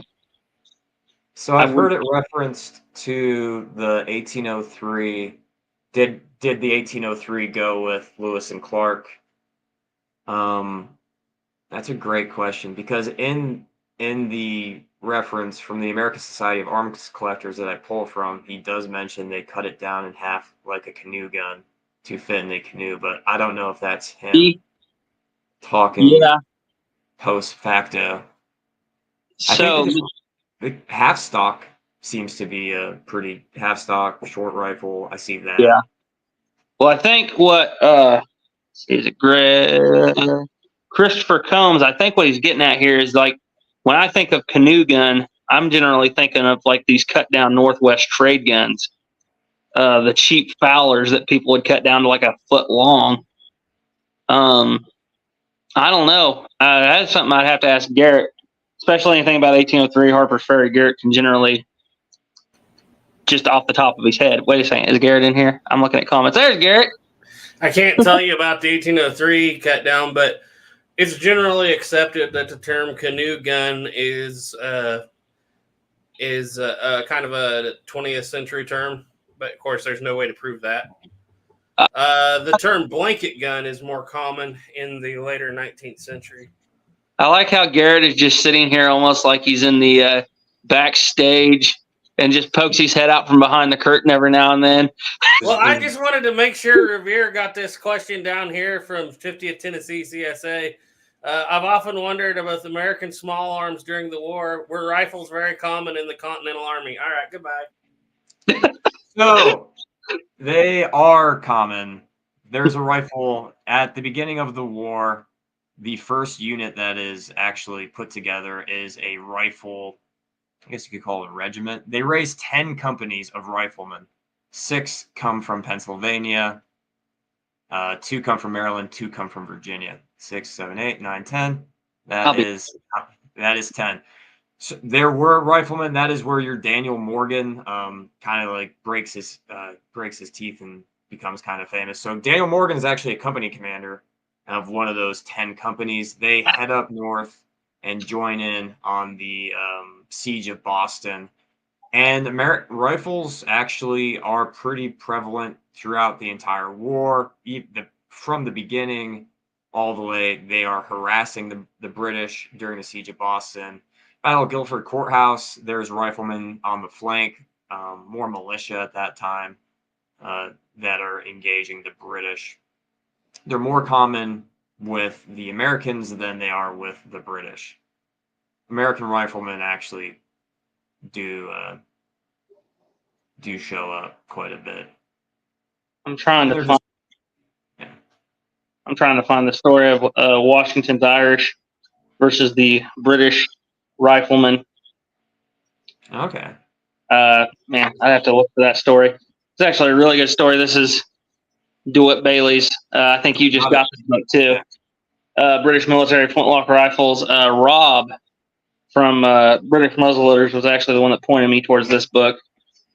And there was a really cool story about Washington's Irish versus the British riflemen. And I'm trying to find it. I'm probably not going to be able to find it off the top of my head. But, yeah, so rifles were a thing. They were a thing. They were not built into the organic regiment, though. Yeah. So you would have I think it's 10 companies. You would have your line companies, your light infantry company. They would all have muskets. Riflemen would be your specialist troops, but they are there. They are utilized. They are present. They're very proud of being riflemen. They're very hard to. They talk about them getting in fights with people. Washington didn't like them very much. Yeah, they were pretty independent. They came from Appalachia mostly. They came from the Western Mountains. They're much more independent. Yeah, because that's There's actually just- something. Yeah, good comments of them getting in fights. Go ahead, sorry. Yeah. Yep. And I'm trying to remember that fight that was happening. It was specifically, that's why it was cool, because it was a one account of the American long rifle going up against the Pattern 1776 rifle. And it wasn't the rifle that determined the outcome of the skirmish, is what it was. But I mean, it was actually a pretty detailed account. And unfortunately, the British ended up winning that skirmish. It was outside of the Americans were holed up in a barn, and they were taking pot shots at, I think it was in this book I read that out of. I can't remember. They were taking pot shots at passing British companies. And yeah, the Pattern 1776 came into play. But on the flip side of that, it's one of my favorite myths of the Revolutionary Wars. Generally, when you see somebody who doesn't know a whole lot about the Revolutionary War, the Revolutionary War was won by the American long riflemen hiding in the trees. Now, to be fair, I've heard the opposite, who said the American long riflemen had nothing to do with the outcome of the War of Independence. The answer is, as most things, it's a happy medium. No, the war was not solely won by riflemen in the trees. However, that battle at Kings Mountain, that thing, if it hadn't been for the Battle of Kings Mountain and Ferguson not arriving to help with another battle that happens just down the road named Cowpens, the war might have probably would have prolonged it quite a bit. Because we can play this out too. So if Kings Mountain doesn't happen, Cowpens doesn't happen. If Cowpens doesn't happen, then Daniel Morgan doesn't retreat and get General Greene to take over. Yeah. Greene. So there's no race to the Dan. There's no Battle of Guilford Courthouse. If there's no bloody Battle of Guilford Courthouse, Cornwallis isn't so bloodied that he has to pull back to Wilmington. Nope. And then they basically give up this. They don't give up, but they're like, all right, you got orders. And then it's those grueling battles. Most of them are victories too for the British that end up to be just So yeah. So you don't get Cowpens without Kings Mountain. You don't get Guilford Courthouse without Cowpens, because Cornwallis is also trying to get his men back that were captured at Cowpens. Yep. That's why he's so driven. He burns his baggage wagon, and he's like, I'm going to get these guys because they have my men. He burns his bag, and they just race to the Dan, and then you have the Battle of Guilford Courthouse, which can lead you all the way up to the siege of Yorktown. You think one of the guys that he was trying to get back called one of them Americans a rather cheeky fellow? Yeah. So I was right there. It's like, rather cheeky fellow. So if there was one battle of the War of Independence that you would consider almost kind of the turning point, the linchpin, which one would it be? Oh, well, I mean, I'm gonna have to do the obvious, Saratoga, just because it's such a huge loss for the British. And it happens at the time that they're actually having a bunch of wins. So they win Brandywine in September of '77. So basically, they capture Philadelphia. They win the Battle of Germantown. But all that gets negated by Saratoga because the French, which had been covertly supporting the Americans, overtly sign a treaty to now militarily engage. And that completely just changes the whole aspect. The British now go from fighting rebellion to now they have to protect their more valuable colonies, which are in the Caribbean, the sugar colonies, because now you're also spread out from the Caribbean all the way to India, and you're fighting the French. So see, that's the thing most people don't get. Is like, is there any battles that were kind of like the linchpin? Yeah, kind of. Kings Mountain, I would say, is one. Trenton, Saratoga. Yeah, I mean, yeah, 100%, yeah. But it all had to play out exactly kind of how it played out for it to work. That's what people they're like. Well, it was the riflemen that won the war. Well, no, it was the riflemen had nothing to do with it. It was strictly just the Continental Army. Well, no, the war was waged in the North, started in the North, waged in the South, and won by the French. I'm sure you've heard that one before. Yeah. What happens if the Americans don't win the siege of Boston? You know, like what an amazing morale boost. You win. You mean Lexington Concord? That's a victory. Bunker Hill, basically a victory. Yep. You win the siege of the siege of Boston. So like off the bat, the Battle of Great Bridge down here in Virginia, you get the British kicked out. I think there's Moore's Creek Bridge in North Carolina, like a bunch of victories early on, kind of front load a lot of morale for the Americans. But you need to have Trenton. You need to win Trenton. You know what's another funny thing is the thing that nobody really talks about, and I think it is extremely overlooked, and I think it is probably the biggest moment is the raids on British soil by John Paul Jones, because that's what gets Parliament to say, oh, this is happening on our ground now. Not only are we spending all of our money on this, but now we've got this Scotsman that just comes up out of nowhere and starts raiding this dirty pirate. Everybody was taking a swing at the British at the end too. The Dutch get in, the Spanish get in, the Spanish take Pensacola. We just wanted some taxes to pay for the 7 Years' War, the French and Indian War. Now we got another world war that's bigger than the first one. Yeah, no, it's such cool history. I explained it to one guy one time. I was in I can't really say where I was at, but I was on orders on a certain island. And I was sitting there, I was talking to this young private, and we were on guard duty for 12 hours. And he's like, I'm bored. And I'm like, me too. He's like, talk to me about history. I was like, you want me to tell you on how, if it hadn't have been for George Washington killing a bunch of French dudes in the woods of Pennsylvania and in the 1700s, that we wouldn't have had the Iraq War?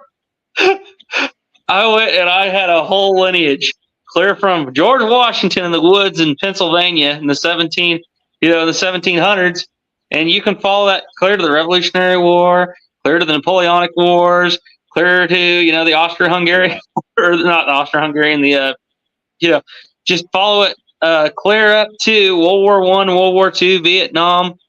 I was like, it really kind of all links together. Yeah, because you could, definitely. George Washington basically leads to the downfall of King Louis, because he gets Louis in a war. Well, I think it's 15 that goes to the war, and then they run out of money, and then George Washington and the Half King. Yeah, but he didn't do it. His native scouts did it. Yep. Yeah, well, he initiated the ambush, and they finished the job. Yeah. They made it a national incident or an international incident. Let's see if I can find any more questions here. We might run. Let's see how long we've been going. I can't see what the numbers are. How long does it say we've been going for here? We've been going an hour 37. We're at an hour 37. I'm having a good time. You guys got to respond to this one though. 5010 CSA said The Patriot, despite its terrible historical inaccuracy, is still one of my favorite movies. All right, guys, redeem it for him. You're speaking to the choir here. I think this is the reactionary history that we're having, because people go after the Patriot so hard that they don't appreciate the fact that it's like the only movie we have. And the battle scenes, at least the impacts of the muskets and the engagements, are visually really cool. It gives you a general idea. People they aren't that dumb enough to walk up 20, 50 yards. Yeah, they are. The Battle of Guilford Courthouse, they talk about they're engaging at 20 yards, 25 yards. They're engaging so close. So yeah, the Patriot does have a lot of redeeming factors. I'm not going to talk about the politics of it because it is what it is. But the Patriot, it's a fun movie. It got a lot of people interested in American history. Yep. It's not. I think you see some YouTube channels that kind of make their cut their teeth just taking on the Patriot, which might be low hanging fruit, but I'm here to defend it. I love it. There's worse. Yeah, there's way worse. There was one that I started to watch. What was it? Is the one with? I didn't even start it. I just watched bits of it. The Al Pacino one. Yeah, Revolution. Yeah, I saw a few bits of it. I was like, nah, I don't think I could do this. No, the Patriot. The Patriot actually has, if you take it for what it is, historical fiction, and you realize that Benjamin Martin is not based off of one individual soldier, he's based off of a multiple of individuals. He's based off of, for one, Francis Marion. Two, Daniel Morgan, even though it's funny because they mentioned Daniel Morgan in there, but you can strongly, when he goes and tells his men that they're needing to fire, two volleys, but they're needing to fire at least 2 volleys, that's Daniel Morgan. And one that's not even from the Revolutionary War that I see a lot in there, and I don't know if they've ever mentioned it, is Jack Henson from the Civil War. A lot of people may not know who Jack. You know who Jack Henson is? I think you told me about this. Yeah, I think we talked about this. Jack Henson was a Southern man during the Civil War. Didn't want to get involved, just like Benjamin Martin, until Union troops were going through basically his backyard. He had a plantation, he had slaves, all that. Not saying that's good, but it was history. It happened, and he had Union troops that that having the plantation might not have been good, but it also isn't good when Union troops go find his 2 sons out in the woods squirrel hunting and decapitate them and put their heads on the family farm posts or the gate posts. Jack Henson gives the plantation to the slaves, frees them. Union troops later on hear about this, and they don't want people sympathizing with this guy, so they burn the plantation to the ground. Jack Henson goes and takes what money he has and buys the fanciest British target rifle he can find. He lives in a cave, and he sits there and waits till the ferries go by, and he's just sitting there sniping the Union troops coming down the ferries. So Jack Henson is also, I see a lot of him in there. But yeah, and also I can't remember whose name it is, but no, yeah, him, and also Washington's William Washington. There's William Washington, which is duel at Cowpens that happened with Tarleton. Yeah. It may not. It's like it may not have been a flag, but it's like Cowpens actually wasn't too bad. I mean, yeah, you see the British showing up in column. That's kind of weird. Yes, they're opening up the battle with artillery instead of Morgan's rifles. But other than that, it's pretty spot on. I mean, yeah, you got the whole dramatization of obviously Tarleton didn't die there, but it was pretty good. Other than that, especially I think what was it they said the British chain of command took 80% casualties in like 3 seconds. I was like, wow.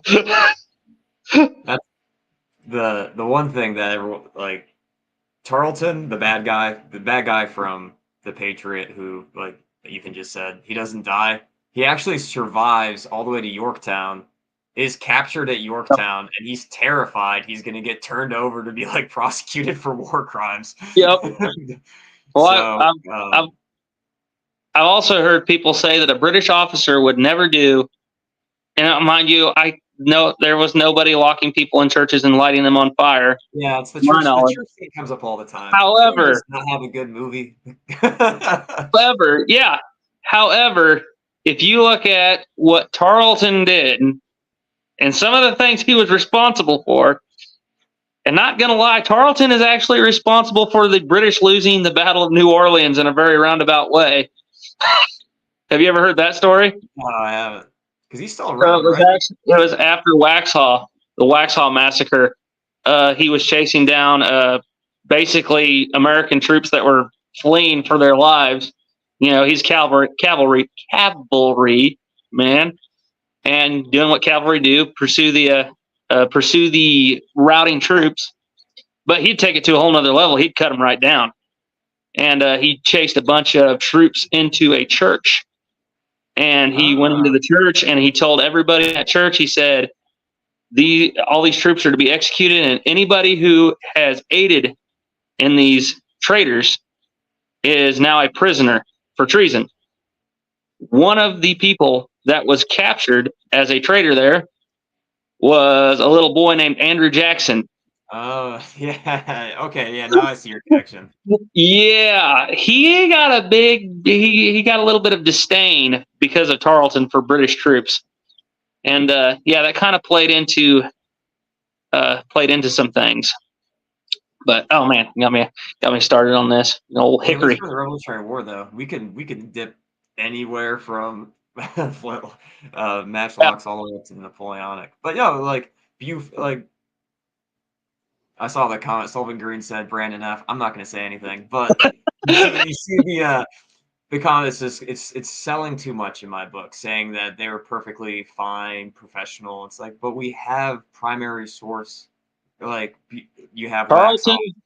Tarleton loved burning down Presbyterian churches. He called them dens of sedition.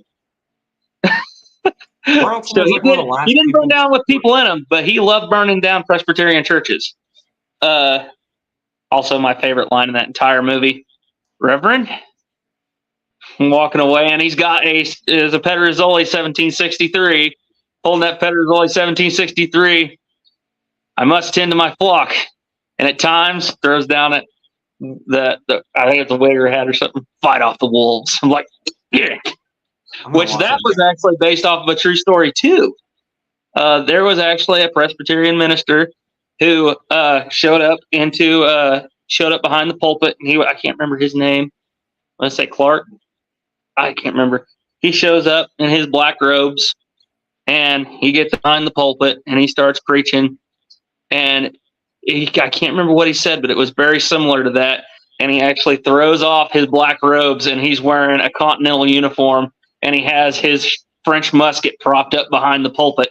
I was like, oh boy, this is good stuff. That reminds me of another one. I can't remember the name of him. He was a preacher up at New York, and he would go and he would fight with the militia during the weekdays, and he'd go back and preach on Sunday. And one of his parishioners got up there after church and said, Reverend, is it true you've been out there shooting at King's soldiers? He's like, yes. It's like, did you kill anybody out there? He said, well, let me tell you, sir. He said, I stood in line with my congregation. And he said, and there was a bush out there. And every now and then I would see a flash and a puff of smoke come out of that bush, and one of my congregation would drop dead. Sir, I shot that bush, and they stopped dropping. I'm like, yeah. Turn to his sheep, as a good minister would. I mean, that's built in. Sir, I shot that bush, and that flash stopped. There was some good stuff on that. Let's see here. Waxhaw Massacre, yep. Waxhaw wasn't a massacre. Tarleton regained his men under control after his horse was shot from under him. Buford's men were still fighting. Okay. He's Andrew's just being an apologist at the moment. But all right, say this is true. All right. Why are so many of the men that survive, the few that do survive, they call it a massacre? Why does he have to defend himself? And he says he gets knocked over and loses control. And what is that KDR, that kill to death rate? Because everybody that looks at battles and you see 1,000 to 1, that's usually like a good indication that they had turned, they'd ran, and there's primary sources that they tried to surrender and they were killed. Let's go back to the Battle of the Pyramids. You can definitely call that one a massacre. I can't remember it, man. It's like Napoleon's numbers were like 70,000 killed to 26 straight, not 1,000, not 100, just 26. Yeah. We chased them into the Nile River and the crocodiles ate them. But, that's the job of a good cavalryman. Cavalry, what was it? What did Napoleon say about that? The infantry, or the cavalry exposes the weakness and pursues the rout. He's like, that was the job of the cavalry. I have a question for you, Ethan. Oh, boy. What is it? I don't think he's here. So this actually was posted on one of my videos. What would happen if you used a 50 caliber ball in a brown vest? Would the bullet even exit, or would all the gases and pressures go around the ball? I've done this before. Here's what happened. So, now mind you, if you put a wad in between the ball and the powder, and wad on top, obviously, yeah, it's actually going to come out of there with good enough velocity to do some damage. But when you just put the ball and then wad on top, like I like to do with everything, here's what happens. Boom.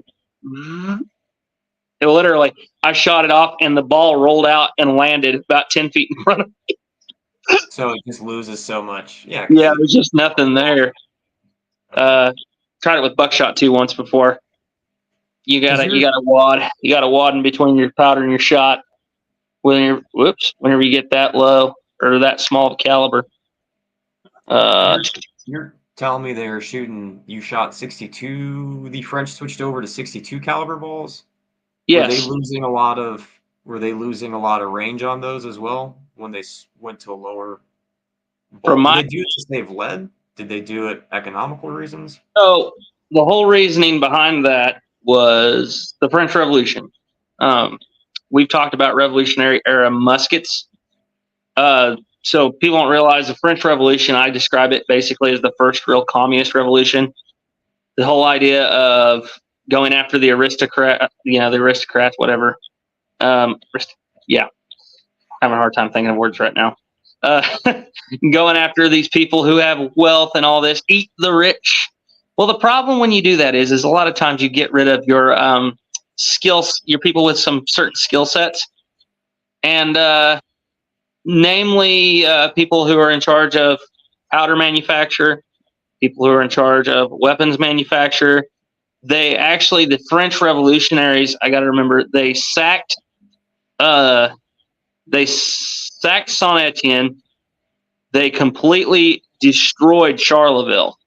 Took almost all of the gear. That's why you really don't see a whole lot of Charleville 1777 A and 9s. Charleville was completely sacked. Saint-Étienne was, but to a lesser extent. A large part of Charleville was actually destroyed too.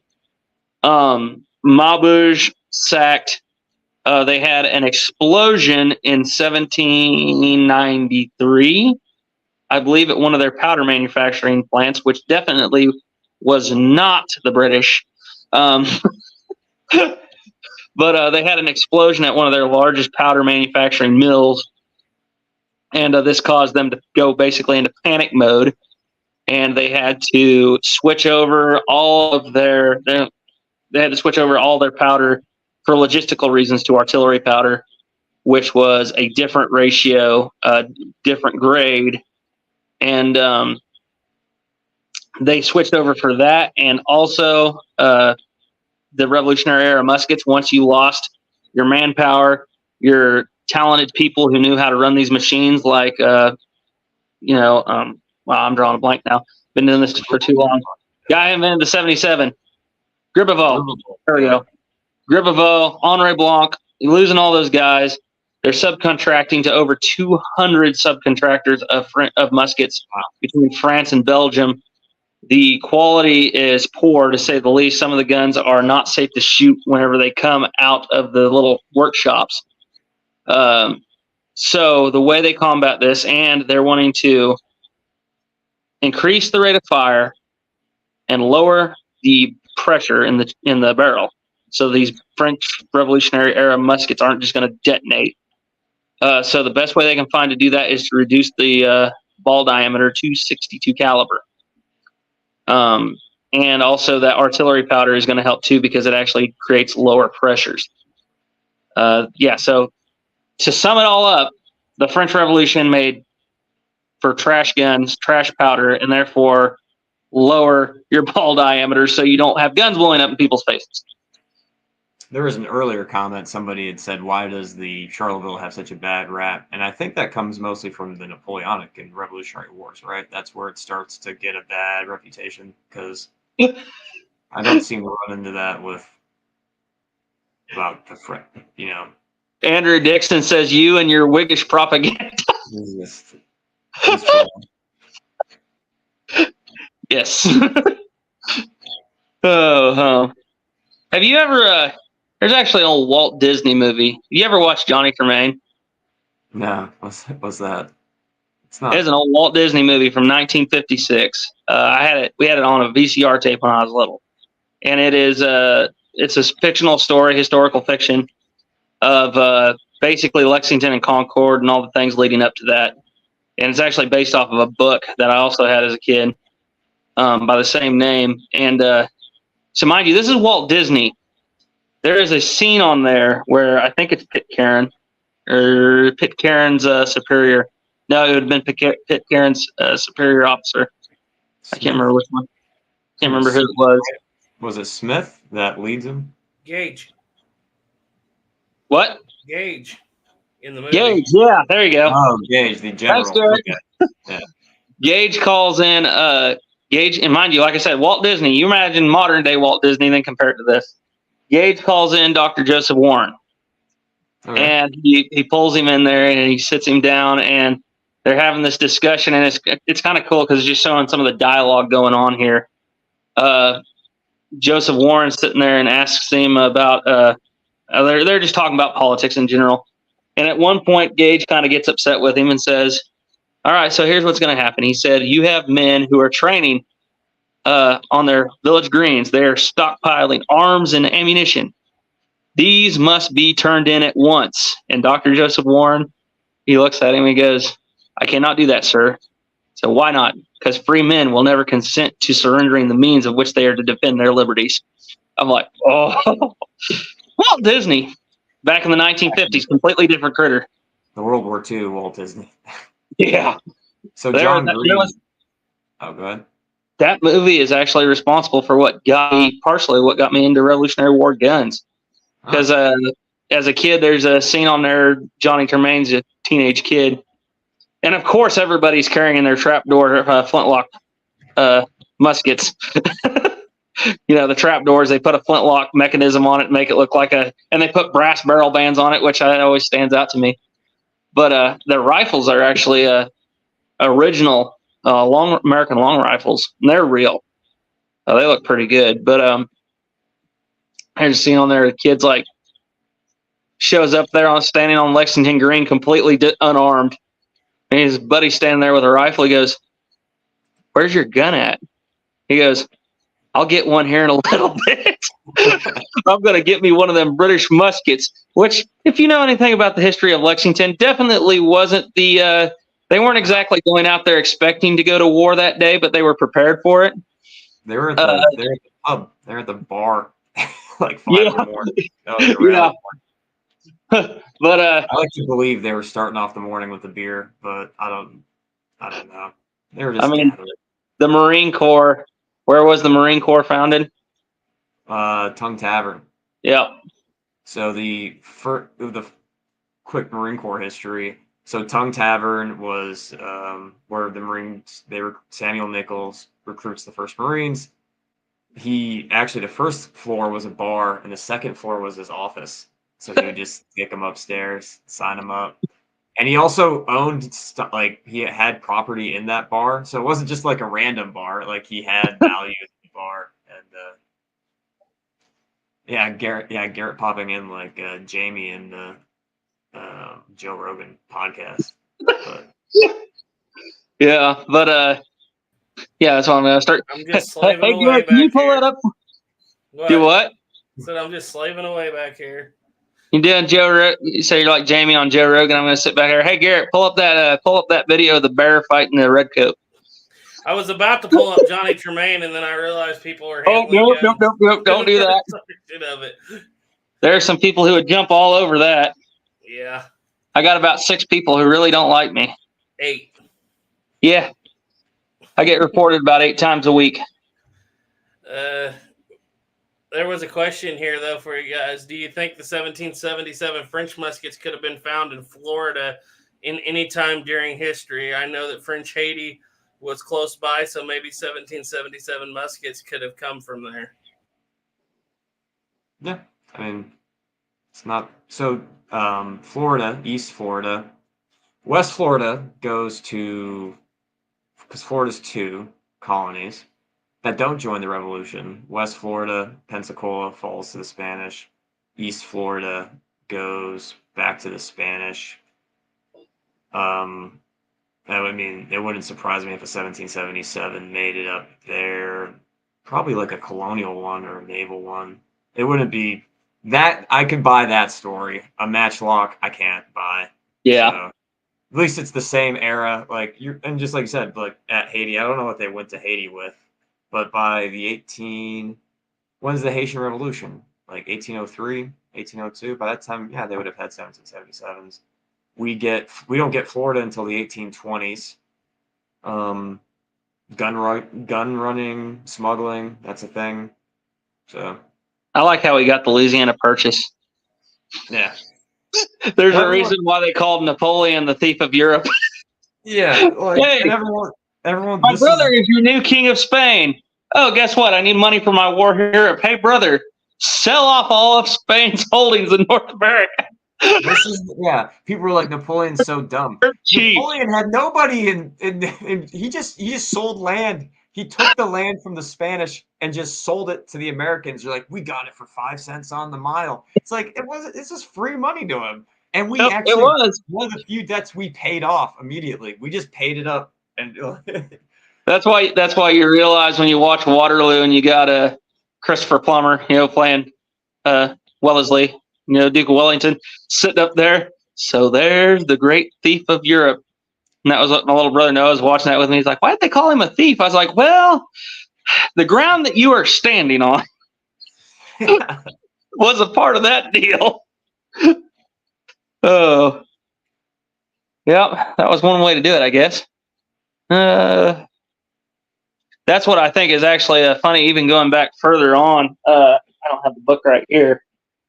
This is kind of getting off of Revolutionary War history, but I have a book on the different colonization of North America, and one of the interesting parts of that book I found was I think it was the Onata expedition in the 1580s, and they have drawings, of what the guys that were coming across the plains. They basically came up from out of Mexico through. Okay, I got to remember, it was like through Mexico to Arizona.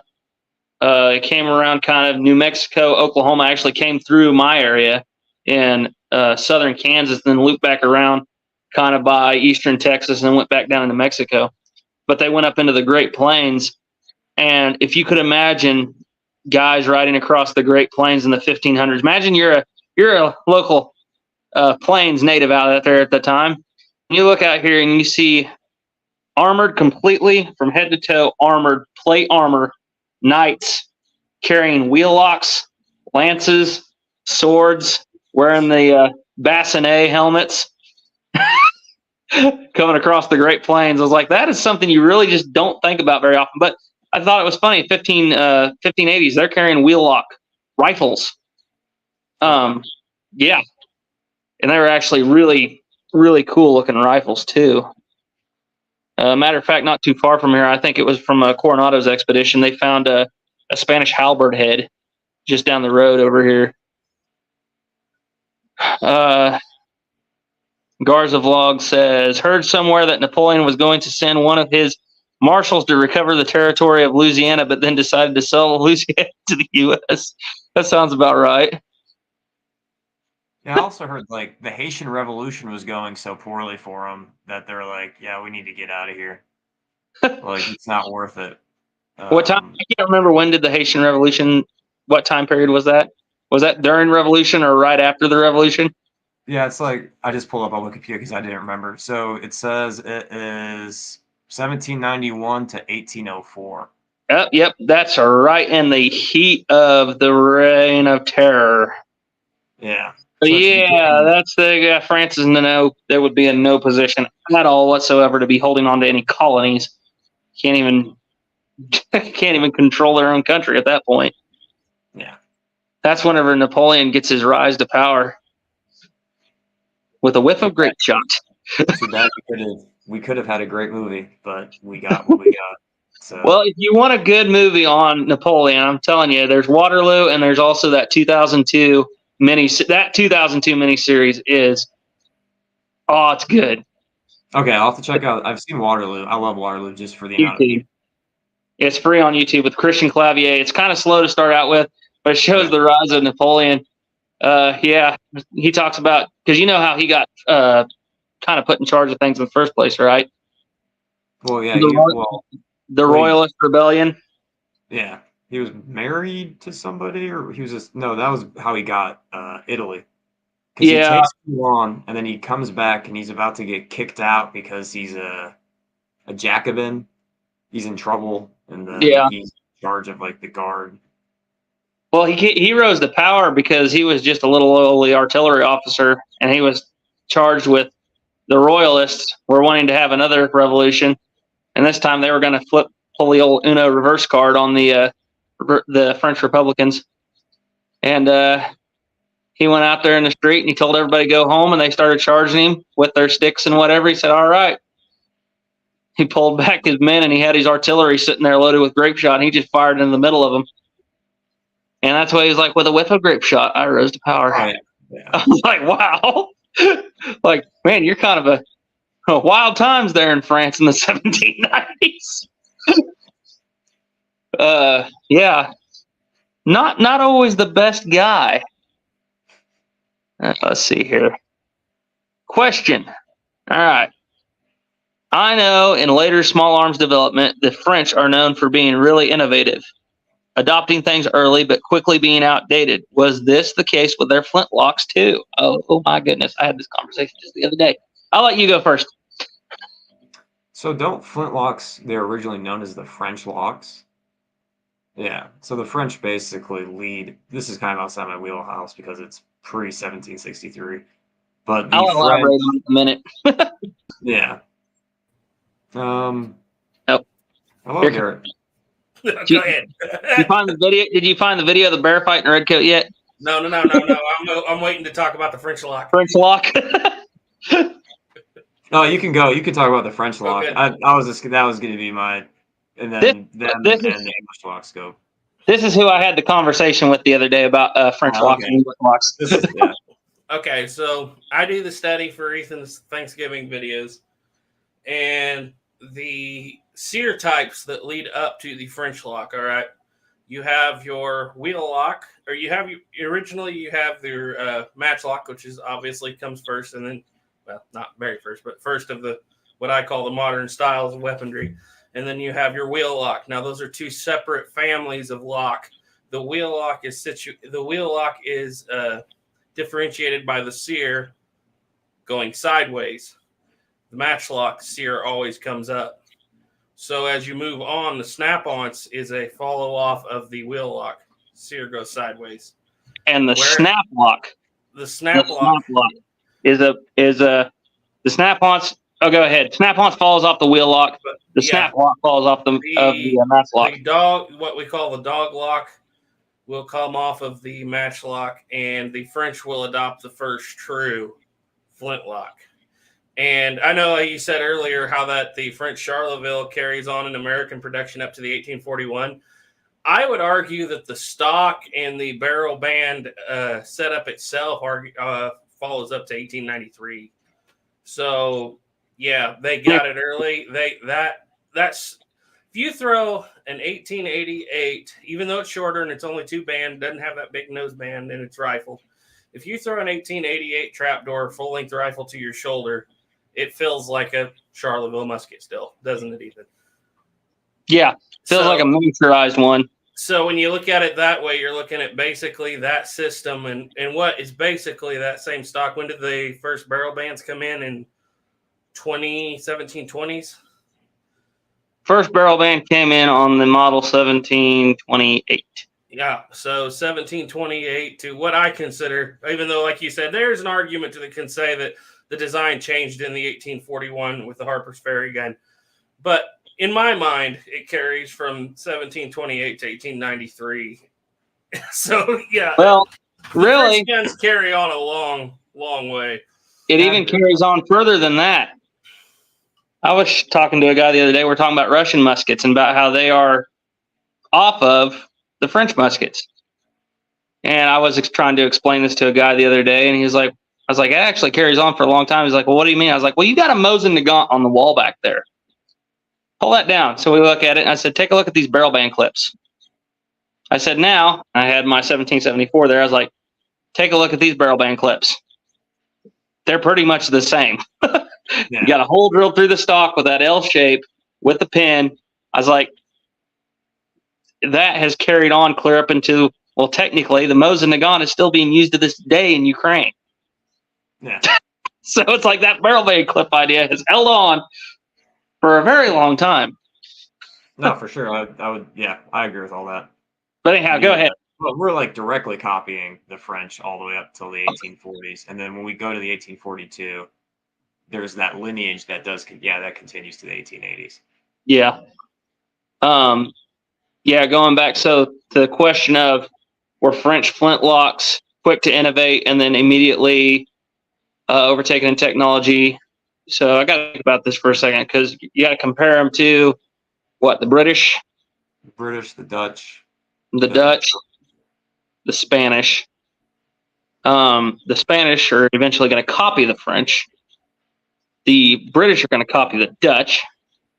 The British are going to have a fairly rudimentary manufacturing process for their land pattern muskets. Doesn't the Potsdam musket also? The Potsdam, it's kind of that same style, but it's not exactly the same. But so I don't know. Now the French really held, as far as smoothbore muskets go, they were top dog for. Let's see here. I'd say the 28 was the first real. Was whenever they really started picking up their quality. So from the 28 until, not counting that really bad point in the French Revolution, the AN9, actually the 1816 French musket was also supposedly it was one of the best flintlock muskets ever adopted, even though it was used a little bit in Northern Africa, but it wasn't used to like the AN9 extent. So really, until from the 1728 to the time of the percussion cap for smoothbore muskets, the French kind of owned it. Yeah, we're copying. We're copying. And even when you get to the smoothbore muskets, they immediately go right into the Delvine system. You know, the pillar. They're immediately trying to innovate better rifles, because that is one thing the French were always behind on, was rifles. They didn't really see. There was I want to say it's the 1796 cavalry rifle. That was like the only flintlock rifle the French ever adopted, and they didn't adopt very many of them. But once they get into that whole rifle thing, they're immediately trying to get better accuracy with, like I said, the Delvine system, the pillar breech. And then they're moving on to eventually the Minier ball. And then once we get that rolling for a little while, they're going to invent smokeless powder.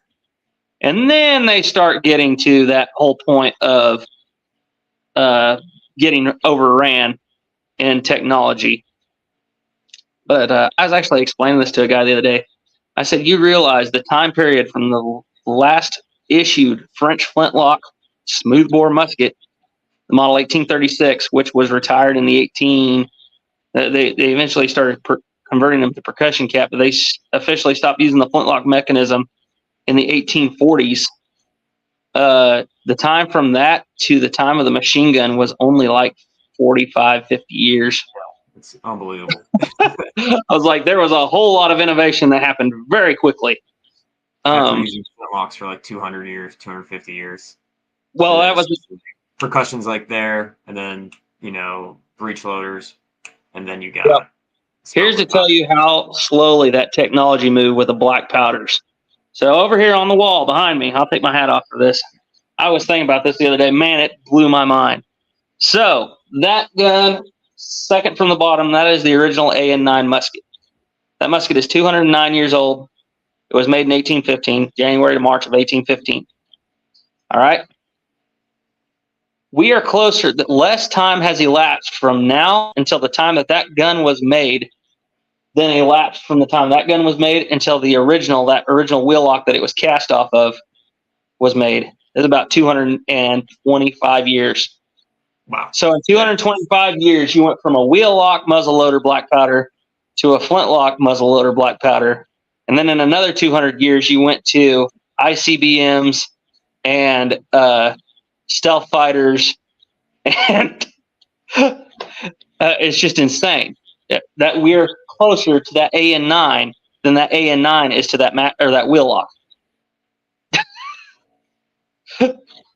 That's crazy. So, man, we've been going on for a while here. Should we I've been talk having about fun. what my the orders are for next week? I guess. Yeah, we were kind of going to discuss it, I guess. What's your plan? I kind of had an idea of what. So I wanted to split this video into 2 parts. Okay. It's probably going to be just as much you as it is me. But I kind of thought about, what would you say about, I could discuss maybe the development of the guns, and you could discuss their fielding and their issuance and their adoption in the War of Independence. Yeah, that's awesome. Because I feel you are way stronger on that than I am. I've got the books. I got tons of books on the French development of these muskets, but I'm not very well read up. I mean, I've got some knowledge of how they were adopted and fielded and serviced. Or we could do like we talked about earlier. It's whatever you feel like. I mean, that works. I mean, I'll actually be able to shoot next week. And I also have all the notes for the live stream, so I have a bunch of stuff to work off of, and that'll be easy to put together. Yeah, it's not. Yeah, it's good because something I'm familiar with. Yeah, I'll just do that. I'll talk about the muskets during the war. I can go over the stampings, how many were sent, how they got there, all that sort of stuff. You know, you can show your 1768 and your 17, which you said it was is the Leger rifle, right? Or musket rifle. Wow. So I actually found Leger. The Leger. Leger. How to pronounce it? I ain't French. Is from my understanding, it's the because they took the 1763s and they restocked them and they rebarreled them. Mm-hmm. I think that's what that is trying to do. And I just found my note from our live stream. The light model 1763 musket, also known as the Stanville musket, was sent back to the Leger arsenal, was developed to address the weight issue of it. So I'll go and kind of clarify that. But yeah, so that, I mean, I'll take that. I'll take my 1766-68, the one I can actually shoot. I'll just leave the original here, so I don't. Yeah. I'm already taking. You don't want to shoot it. I don't blame you. Yeah, and then I'll just talk about that. I'll talk about the stampings. I'll talk about their use in the war, and then what do you want for just be like, all right, like this is the gun during the war, and then you want me to and here's some other models as well, because you said, or do you want to just talk more about the gun history, the development in general, and then I'll just talk about in the war, or do you want to go over the models? I can go over the models and development, unless you want to. Like I said, I don't care. Whatever you're feeling like doing, you're probably going to be not probably. You're going to be just as much a part of this as I am. So yeah, I'll get that done. And then you want to release on what day do you want to release? I'm planning on releasing on Independence Day. Okay, I can get. So I'll probably. I will spend. I'm not going to lie, this next week, if I do it like I did last year, which is going to be bigger than I did last year, I'm probably not going to sleep a whole lot this upcoming week. There's going to be a lot of very, very late nights.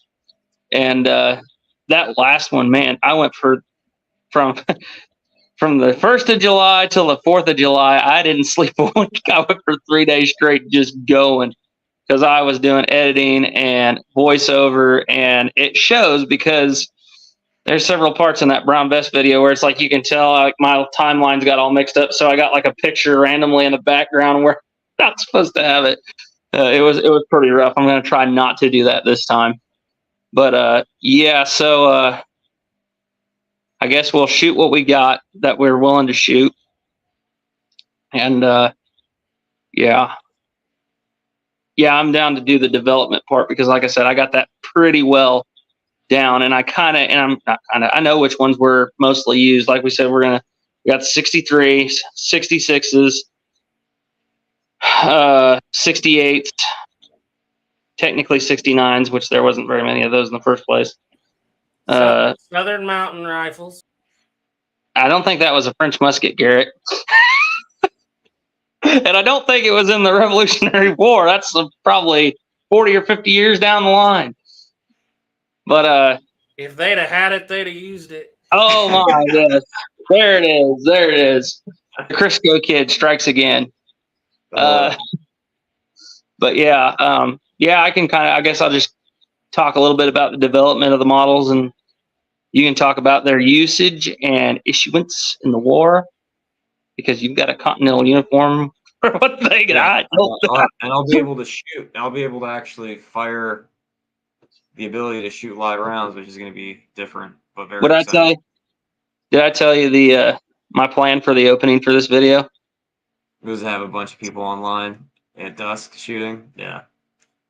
Do you got that? You got that lined up? I do. I got a bunch of people. I've got several guys coming in from my unit and several other units coming in. They're going to be coming in on Sunday. And about most of the Sun City Baptist Church. We're just going to get them on that line. I'll do my little spiel and be like, Happy Independence Day from the 11 Bang Bang channel. I'll shoot that Dragoon off in the air, and that'll be the signal. And I want that whole hillside to line up with one big volley. You know that scene? I want that scene where you have that big flash of fire, big old poop of smoke, and then you hear the roar coming down the valley. It'll be epic. It'll be epic. So yeah, I guess that's how we'll do that.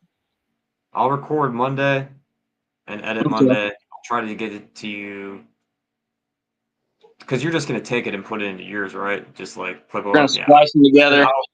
5, 10, 15 minutes. I'll see what I can put together. That's good. I'll get you that by no later than Tuesday. Hopefully Monday evening. As soon as I wake up, I'll knock it out. Yeah. And I can also just use it for my own stuff later down the road, anyways. So it's perfect. And if you feel the need to delve into development or anything like that, don't be afraid to. You just do you. Do what you do best and talk French muskets. Yeah, I'll just talk. I'll just go off my live stream. Who knows? Maybe it'll be one of these deals where it'll be like you're sitting here and you talk for a while, and then I'm just going to repeat the same thing that you did. It's like, then we'll probably be just feeding off each other. It'll work. I have faith.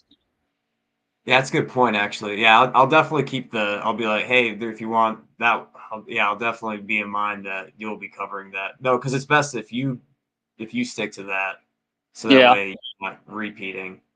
Because it could be turned into Might turn into my last wheel-lock video.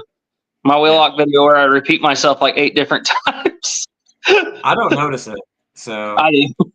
Yeah. It's like, man, this could have been like a 10-minute video. No. Your greatest critic is yourself when you watch your own videos. You're just like, this is miserable, dude. Especially when you have to watch them for editing. You're like, I recorded a 25-minute video, now I have to listen to myself talk. Like, this is brutal. Or do like I did with my 1777 video. I recorded myself for hours, got into the editing, was just about done, and was at the end of the video. And I kept referring to. Oh no! I kept referring to Robespierre as, I think, Rochambeau. And I was like, well, this whole section's getting scrubbed. Put in the hash. I was like, no. And I didn't notice it either until I was like done editing, and I was like proof watching, which I do sometimes, surprisingly. But I was proof watching. I was like, wait a minute. No.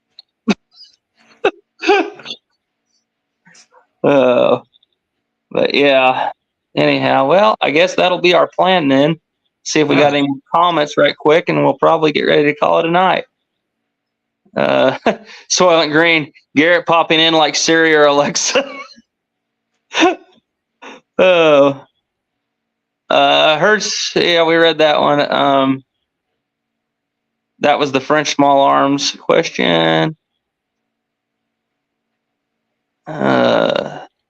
Siege of Toulon was his first taste of action. Yes, Garza Vlogs. That was But Napoleon always stated that his rise to power happened with his whiff of grape shot or whatever.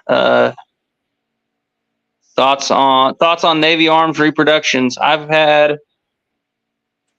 think I've only had one Navy arms reproduction, and it was a rolling block, a 45-70 bull barrel carbine. That was a good gun. Kind of regret I sold it. The Navy Arms Morocco Charlevilles are known as very like top tier reproductions. They were made in the 90s, I think. Yeah. They go for a good amount of money. I'll be honest, I didn't even know that was a thing. Yeah, I mean, so Morocco made Charlevilles. They sold them to Dixie Gun Works and Navy Arms. That's what my one of my repros is Morocco. But I don't know that Navy Arms didn't make it, but they sold them. But they're referred to as pretty good guns if you can get your hands on them. So yeah, why not? There you go. Soylent Green says you still basically got musket style bayonets on the Mosins. Also, yeah, triangle bladed, because we all know why those bayonets were all triangle bladed. Wounds, right? Oh yeah, it was so they can. Yeah, it was. Do what? I would say that's a great Chris the Redcoat video. He really debunks that. So he does. Well, that's what I don't even know. Did he make a video on that? I don't know. I've heard several people talk about it. My thought process is why you make a triangle bayonet is because it's stronger than a flat blade. I didn't ever think it was so you can sew up. Never mind. Yeah. That's basically Chris the Redcoat's video, because you do. I hate to say it, you hear that quite a bit at reenactments from reenactors. They'll sometimes say it. It's a reenactorism. They don't get everything right. They're volunteers. I think it was actually a Shadiversity video I saw the other day. They were talking about the quote unquote blood groove in the sword blades, the fuller.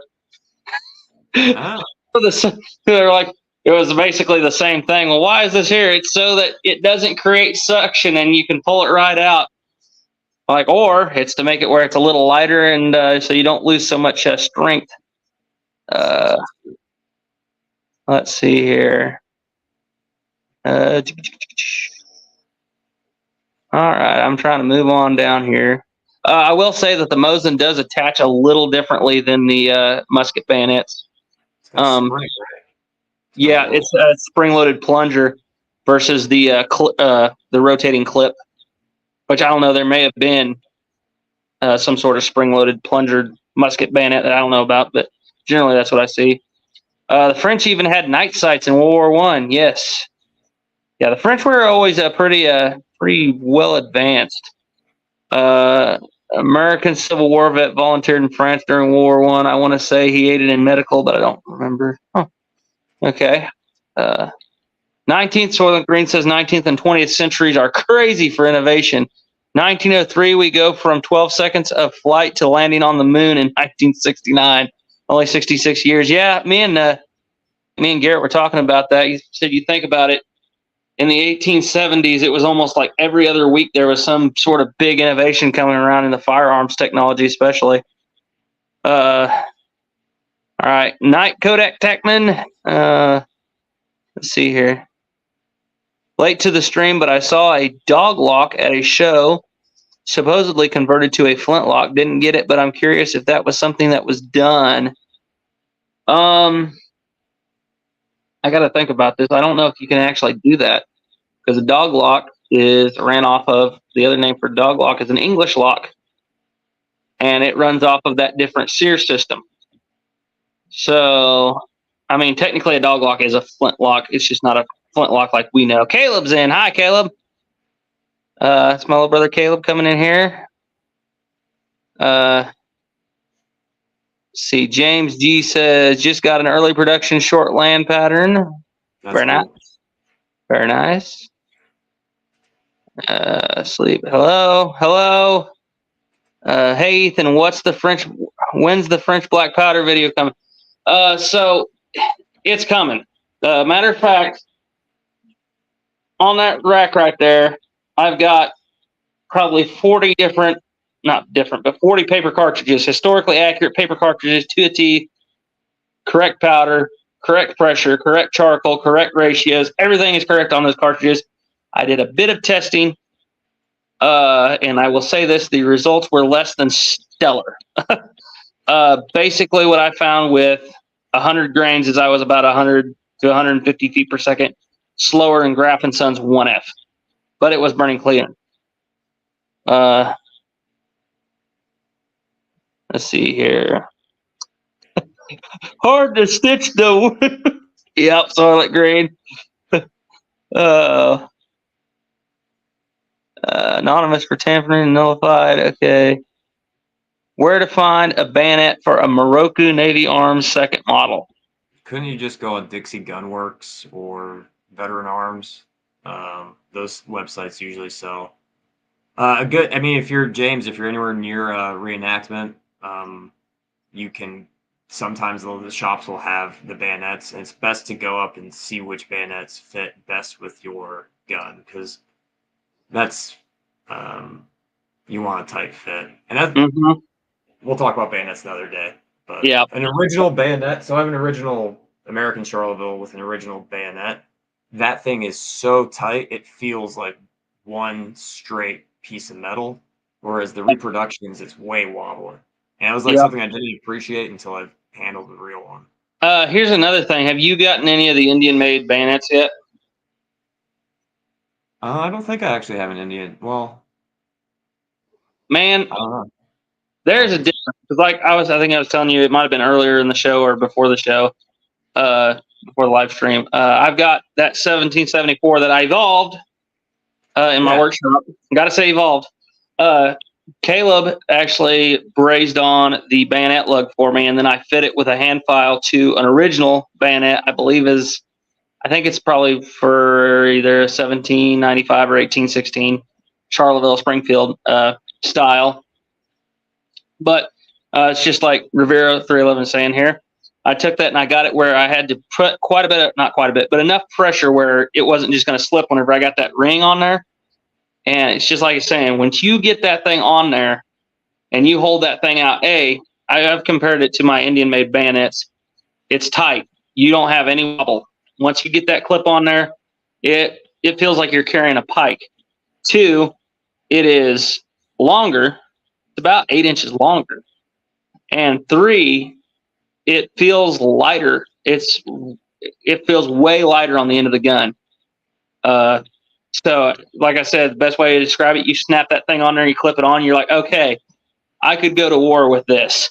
You understand bayonet fighting. You're like, oh, I got a spear. I got like a legitimate. Yeah. Yeah, it's like I've got a pike. I could fight with this. Which is funny because if you look at the actual bayonet fighting training back in the day and the old spear manuals from the medieval times, it's pretty much the same. Yeah. Let's see here. Howdy, Justin Downey. Soylent Green. Same as you can't hit anything with a musket. I've recommended Ethan's long-range musket vids about 1,000 times at reenactments. Oh, well, thank you.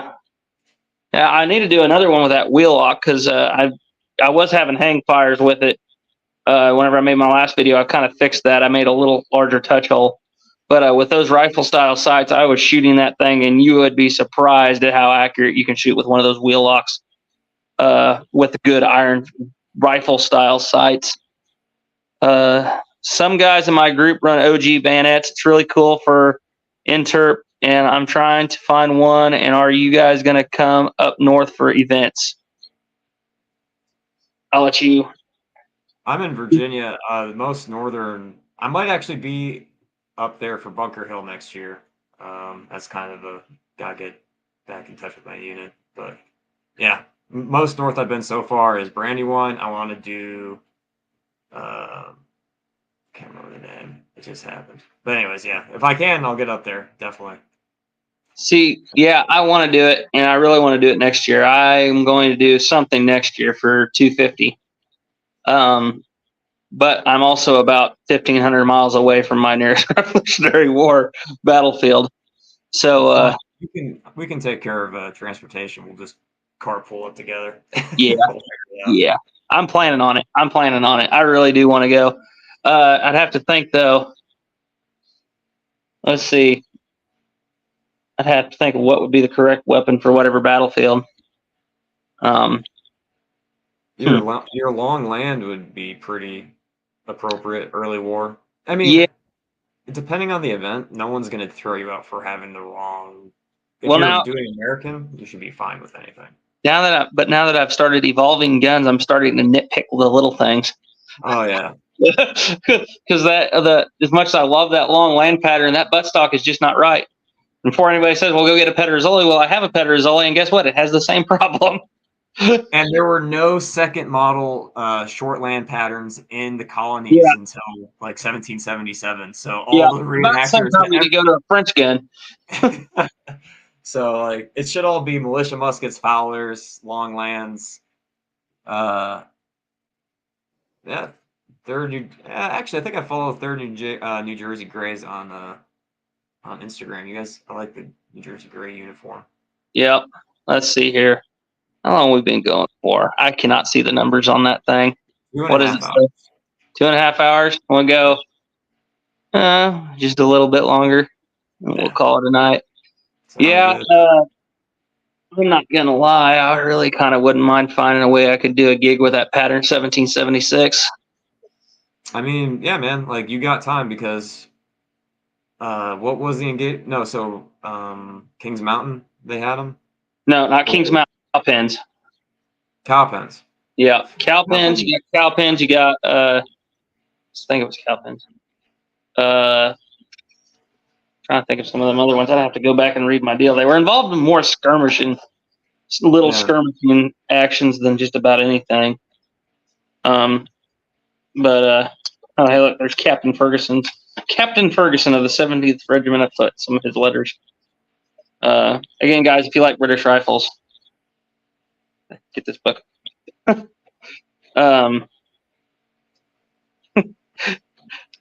be a Jaeger, and that way I got to keep my mustache. I don't know. What's the word on the Germans, the Hessians and mustaches? German reenactors are generally allowed to get away with mustaches. I mean, if you want to go into a deep dive, join some of the reenacting Facebook groups and see the absolute meltdowns over beards. I know. That's why I am a member of several of those Facebook. Oh, you are? Okay, so you know what I'm talking about. You see it. It's hilarious. I'll have to shave it off this next week, and that's bad because I don't think I've had this. I think I've had this mustache for 3 years now, or beard. Crying shame. Oh, let's see here. I think we're about to wrap her on up here in just a little bit. But yeah, no, I would actually love to run that pattern 1776. It's just such a cool design. Yeah. And as much as some people who are probably going to chime in here in a second, I hate to say it, might have been the superior rifle of the war. I'm waiting for it. For it. Oh, not gonna. Oh, there he is. Hi, Garrett. I didn't hear you walk in. Monmouth. That's what I was thinking of. Monmouth is a pretty good event. That happens in New Jersey. Trenton. Yeah. There's a bunch. We'll figure it out, man. We'll get you out there. Yeah. Okay. Well, I guess I'll probably wrap her on up then. So, guys, thank you for tuning into this, and be prepared for Independence Day. It's about to be a long and crazy week, or however long it's left. I think I basically got less than a week to get all my stuff done. So before I got to start editing. So yeah, I will see you guys then. Got anything else to add to that, Revere? No, thanks for having me on. Thanks for this is always a highlight of just talking French muskets. Oh, yeah. So, no, thanks for having me on. Yeah, I'll get that to you no later than Tuesday. And then, yeah, it'll be fun, man. And then that way you can watch the Patriot on 4th of July. So, relax and be done. Yes. Hopefully it's going to run smoother than last year. That's all I can say. So, all right, guys. Well, that's all we got for you tonight. So, as always, thank you for watching. Trust in God and keep your powder dry. Bye. See you. Bye.